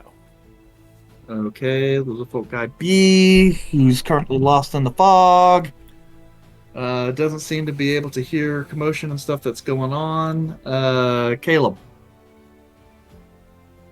All right, so how many can I see at the current moment? From where you're at, 2 by Yandere. 1 by the corpse. yeah. So you see one lizard folky type dude that's over by the shaman's corpse, and then you see a big one and a small one over in Yandra's direction. And inside the fog cloud, I know that You see nothing. Well, I know that there are a couple more. There's another big one and 2 small ones. So Litlin. I have a 20-foot radius sphere that I'm going to use, and I'm going to try and encompass every single baddie that I can without hitting any allies, if possible. Is that then that Over you the would fog be cloud. looking over like Izal in the encampment because Yandre's like he's a safe distance away from you. But with 20 feet, you could either, because that's the same size as the fog cloud, so you could either target everything in Izal's fog cloud, or you can try and grab the dude who's over by the shaman and then overlap it as much as possible. Maybe get something else. You don't know. I'll do that. But With yeah. that, I'm thinking I'm hitting 3 currently, and possibly some more in the fog cloud, or no? Well, you'll be hitting 1, you know for sure, and maybe 1 to 3 that's in the fog cloud. But if you It's hit the only fog one cloud, guaranteed. you hit 3. Yeah. If you hit in the middle of the fog cloud, you know there's 3 guys in there. Yeah, then I'll do that. Bird in the hands were 2 in the bush. So I'm Or going 3 lizard folk in the fog cloud. at a location, and a emerald looking bit of acid is just going to streak out, and I'm going to cast vitriolic sphere, and it is a 20-foot radius. And everybody in there must make a dexterity saving throw. Okay. It's just like a really mean acid splash. Essentially, Dexterity saving throw, you said? yes. Big N inside the fog cloud. He got a 6. Save DC 15.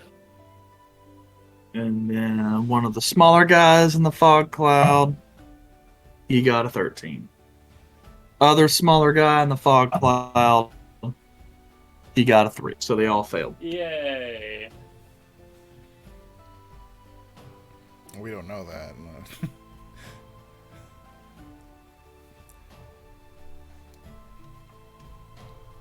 That is 27 damage to each one of them. Woohoo! Okay. Way to go, Caleb. Your biggest damage output. Ever. It is 10d4 acid damage, and another 5d4 acid damage at the end of their next turn. Shit. 27 times 3. Okay. Alright, is that it? 81. Jesus. Yes. And Yeah, that's it. Okay, let's see here. Lizard folk guy. Let's see, he failed his morale save. That's wrong. Intelligence save for him. It kind of rushes out.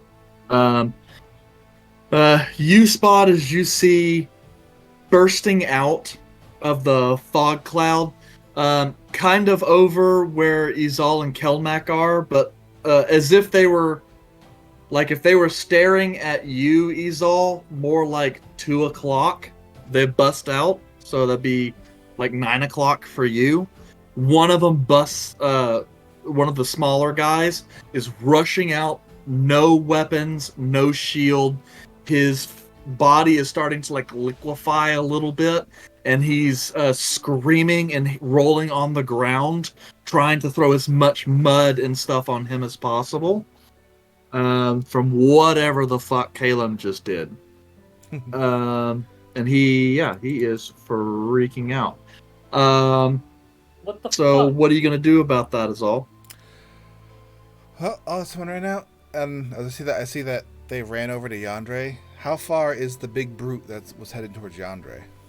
I'd say 25 feet. Oh, The guy- from you?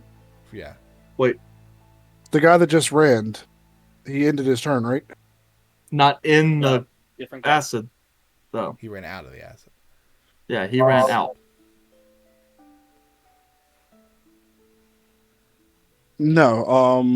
On the failed save, a creature takes 10d4 acid damage and another 5d4 acid at the end of its next turn. It doesn't matter if they're still in the sphere.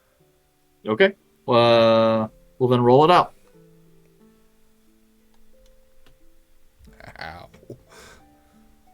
Ow. 8 damage.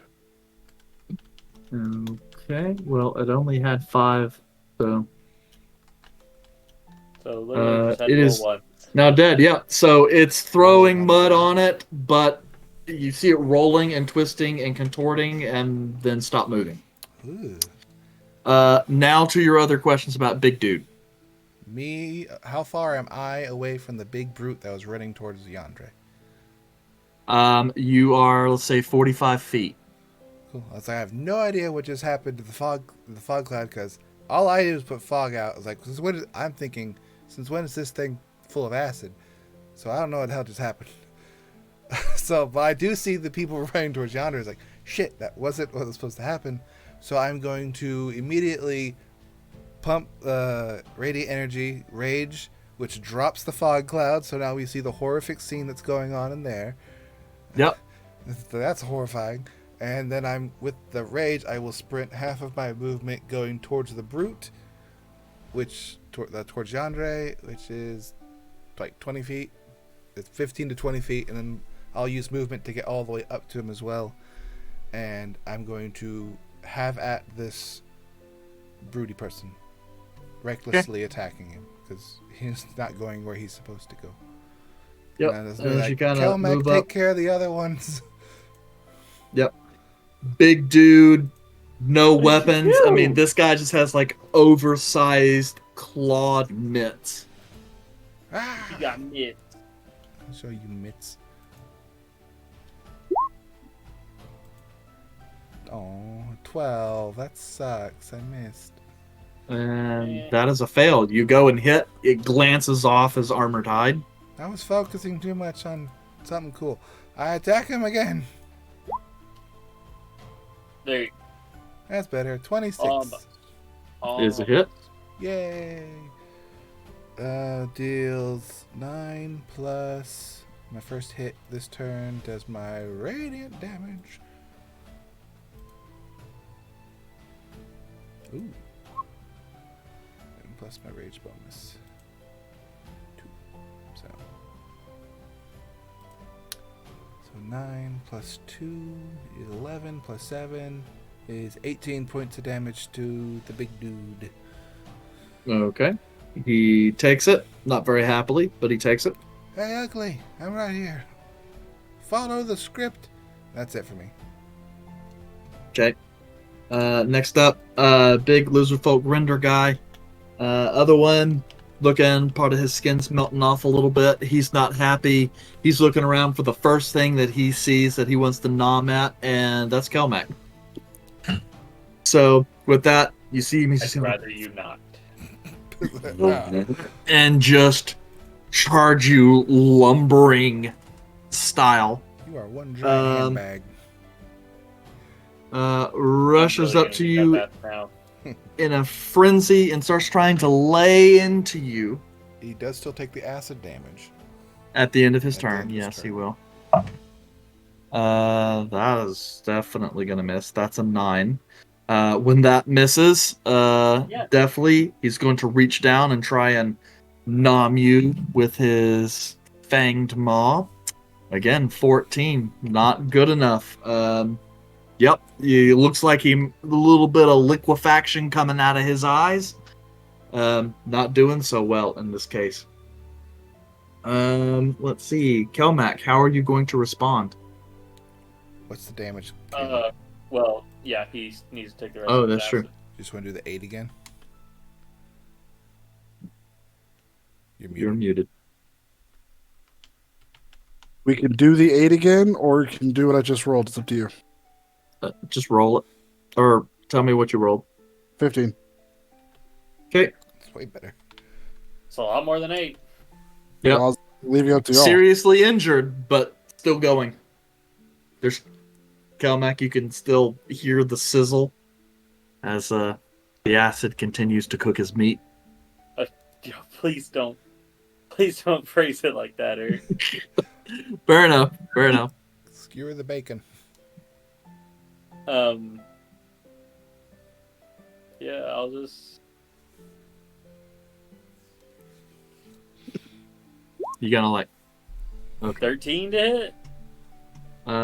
13 is a miss. Come on. He's real slimy after that melting. Second attack. No, There you we probably just don't want to get any of that acid on you. There we go. 18. 18's a hit. Okay. Bonus action. Well, you haven't even rolled the damage yet, so do Oh, that. goodness. 13. 13, okay. And it goes down. Scale Render cuts through the lizard folk creature. Just parry. Armor seems to be a lot softer when it's pre-dissolved in acid. Yeah, just a quick dodge, backstep, horizontal kind of neck chop after he tries to bite. Okay. That's my turn. That's it. Let's see. Big render guy. Other one is now toe to toe with Izal. Pissed off, but happy to have something else to nom on. You have advantage. Yep. I was just trying to see what else you had. And you haven't taken any. It doesn't matter. What? Supplements or Couple steroids. I left them in Nah, the bag. I was reading something else. That's an 18 to hit. That should hit. What? Yeah. Well, hold on. Let me. That I should hits have me. my shield equipped. So let me see what that looks like real quick. Yeah, my AC should be 17 or 18. Let's find out. 10, yeah, my AC is 18, so you still hit me. I just want to get my AC right. No, I rolled a 17. 17? Yep. I thought it was 18. Oh yeah, 13. that Oh, misses. yes. 13 plus 5 is 18. There I you go. cannot math. 18. If it was So- 17, it would have missed. 17 is my dual wielding AC. Yep. And so that's going to be 7 points of slashing damage. And then as he tries to pin you a little bit, he's going to go in for a bite. The lizard folk race bite attack is actually pretty cool. Do it. And that is a 22 to hit with the bite. You don't say that. Oh, How far- I get to say it. That hits. That is 5 points of piercing. How far away is this individual from me? From you? What did we say See, for you is all that, just be a little bit farther. We'll say 60 feet. Silvery barb. So he has to roll again. As Get off a, of her! you Yeah, so we use silvery barbs. You have to re-roll that attack. That bite. Could you, like, do so, like, while I'm rolling? I think I he tried to say asked. it. Well, that's what you get for being muted. I wasn't muted. I'm talking. Okay, so now that's a 24. Oh, well, fine. And now I guess he's all that becomes 7 points for piercing damage. Oh, that's more than the last one. Well, yeah, because I re-rolled the whole attack. Silvery. I don't think you have to reroll the whole attack. I think it's just the attack roll. He That's gets the to roll a attack. Well, either way, it doesn't matter. I don't- I'll take 3 damage instead of 2. It's fine. I'll survive. Somehow. Calmac, you Okay. get Man, the attack. some non-magical The piercing. other slashing or lizard bludgeoning. folk scale shield. Let's see how he's gonna fare. Yeah, he's gonna fail his morale save too and try to run away. Unfortunately, though, he was the other guy who was affected by acid. So, or was he? No, sorry, that's Well, a different 3 guy. of them that This were is- in their bubble were effective. Right, I haven't got to the other guy yet. This is the one that was shaman? attacking. No, this is the scale shield that was by Yandre. No, the one by the shaman isn't a scale shield. He's a different guy. One guy Um, turned into a puddle. One guy got his head chopped off. And so this guy is just gonna take a little crude club and try and club Yandre. That's a 21 to hit. It'll hit. And let's see, 7 points of piercing damage. And he'll try and club you again. Nope. Yandre, how would you like to respond to said clubbing? How weak does he look?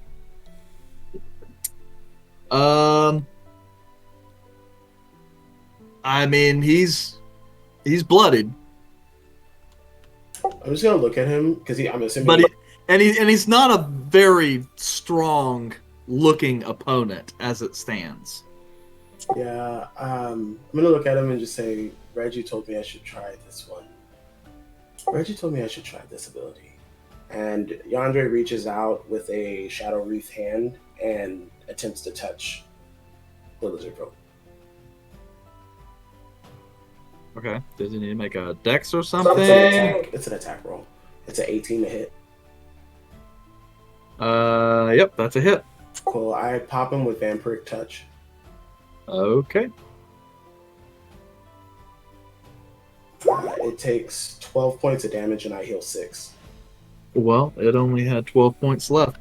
So, Oh my God. as his soul is reaped, so to speak, you watch as the body kind of grows gaunt a little bit, and like a pumpkin withering on the vine in your native homeland, this creature just crumples, now harvested. Oh, how unfortunate. Well, do you need any help? I'm having a time of my life. Great. So okay, so this is in combat, and I just want to make sure I'm doing this right. If I do the help action Mhm. in combat, that will give Izal advantage on the next strike? Yes, sir. Yes. Okay. I mean, Okay. he's all generally rocks recklessly, so I don't know that it really matters. Calmac really needs it. How far is Kelmec from me? No, I don't. Calmac can't get advantage by himself. That's You also don't- very true. How far is Kelmec from me? Hitting crits. From you, I think we just did this, so it's like 60 feet. 60 feet-ish. Okay, well, I'll use my 30 feet to get within 30 feet of him, and I will use the help action. Okay. You got some Reggie help. So your Reggie next help. 2 attacks, you have advantage. Okay. I'll end my turn.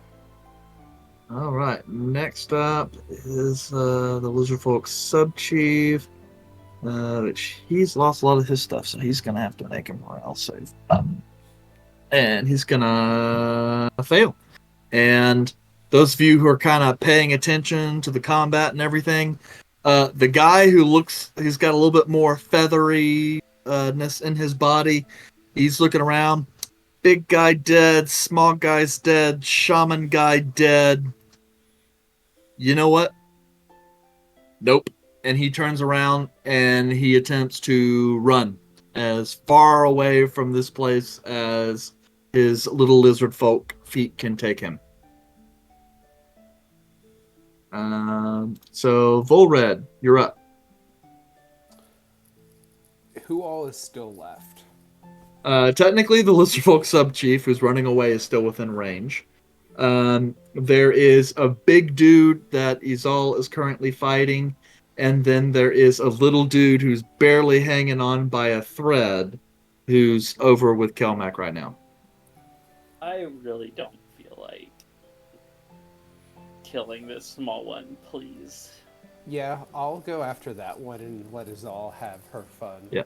I will also say, just because you guys would know this one that's barely hanging on is also the one that's about to take acid damage at the end of its turn. You know, it might as well pity it. So I'm going to use my steady aim and, see what happens. Caleb, we're going to talk about the war crime you just unleashed upon these poor souls. Hey, for all you know, that was me. That's true. I assume a 27 hits, but just for fun, fairly. I'm going to do my elven accuracy to reroll the other to just see if I could get, a crit. Just for fun. Of course. You got a 1 instead. So we're going to take that 27. Opposite, sir. And 9 piercing, 13 sneak attack damage, total of 22. 22. Well, it had 5 hit points less, so it's now at negative 17. And this one can just die in a normal, boring way. It's okay. Okay. Fair enough. Anything else? Nah. Caleb, you are up. Alright, so there's some individual running away. Yep. Correct. And then there's a big guy that's currently going fisticuffs with Izal. Okay, I'm not gonna touch the big guy. Let her have her fun. I don't get vacations very often. That's it. That's the only one left. The running away is still within my range. Oh my god, you... You could bring this up at the next meeting, Kelmac. I'm gonna. So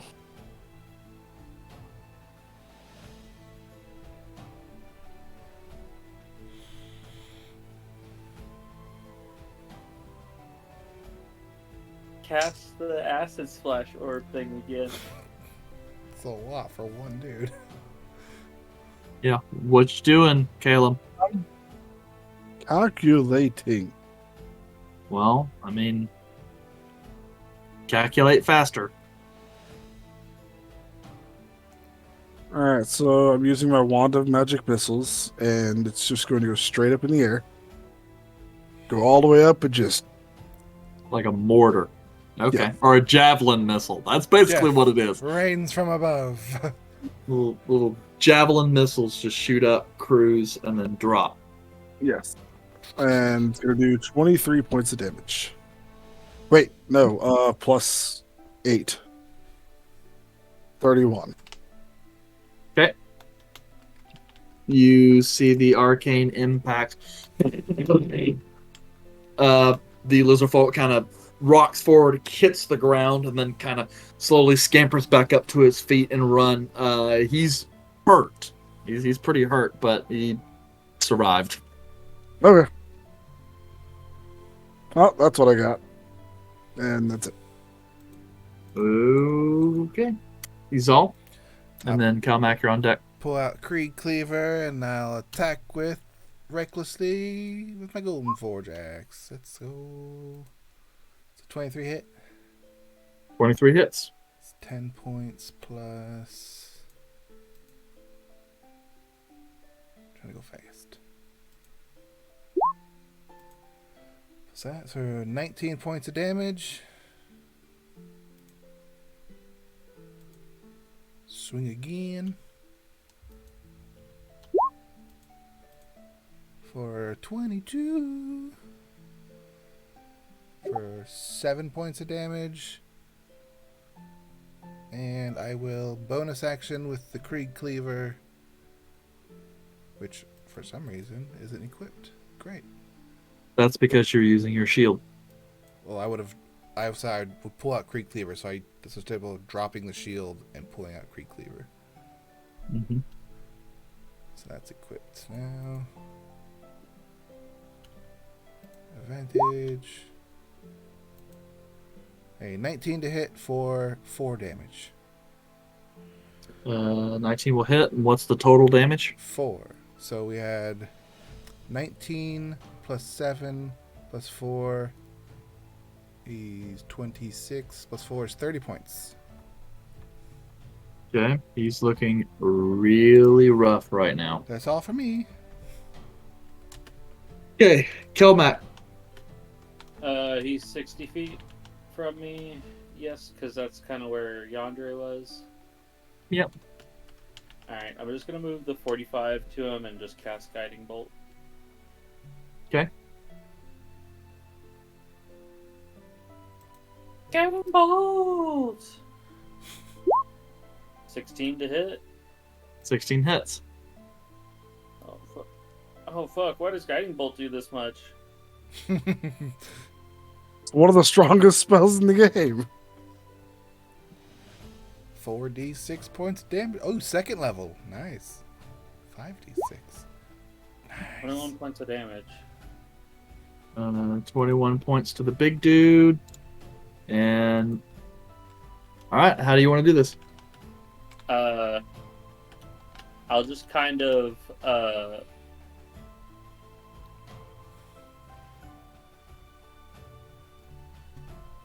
I will brandish the sword forward, just kind of like I'm gonna charge, and shoot the beam of energy,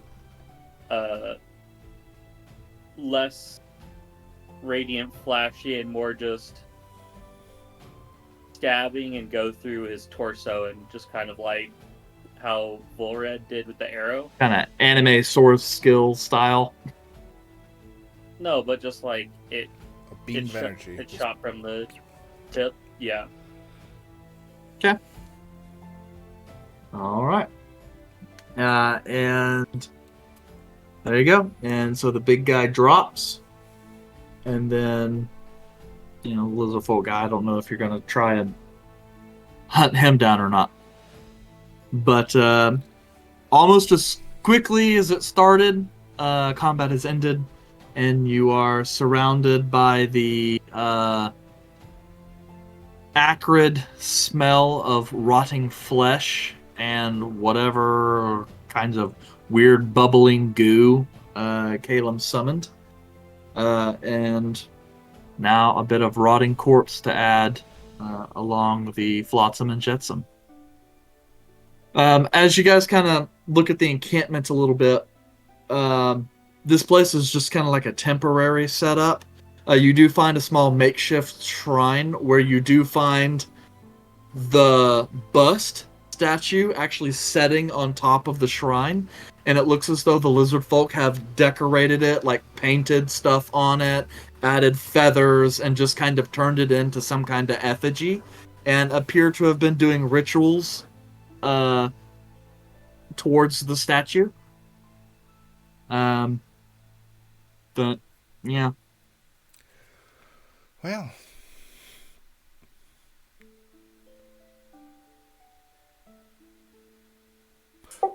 So, was that the job?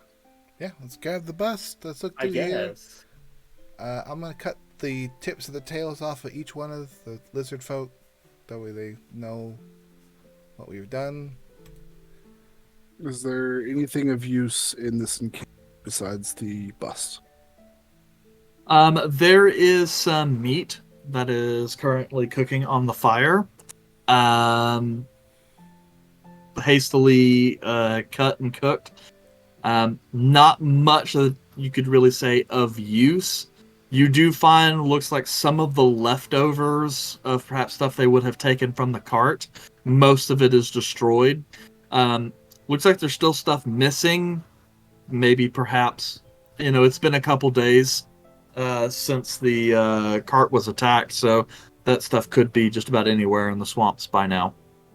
Okay, so So- not the immediate vicinity or anywhere in the encampment. Correct. So, okay. Then that'll be my glance and we'll head out. Okay. I had nothing. So, you guys retrieve the bust and go through the process of packing up and then heading back to Coriston, arriving in the just kind of, let's see, at this point, you guys happen like after lunch, kind of early afternoon. You guys return to Jan, who is happy to see you guys return, though is dismayed to see the status of the bust. Nonetheless, though, it appears to be in working order, and says that he can at least clean it up, and that next time he'll probably go by ship, because that seems to be safer. He pays you the 150 gold as promised, and signs off and stamps the paperwork for you to return to the Adventurers Alliance for proof of the job completed. Do you want to stop there? Yeah, we'll stop it there and pick up next session for chapter 76. Sounds good. Bye. Okay. Bye. Bye, guys!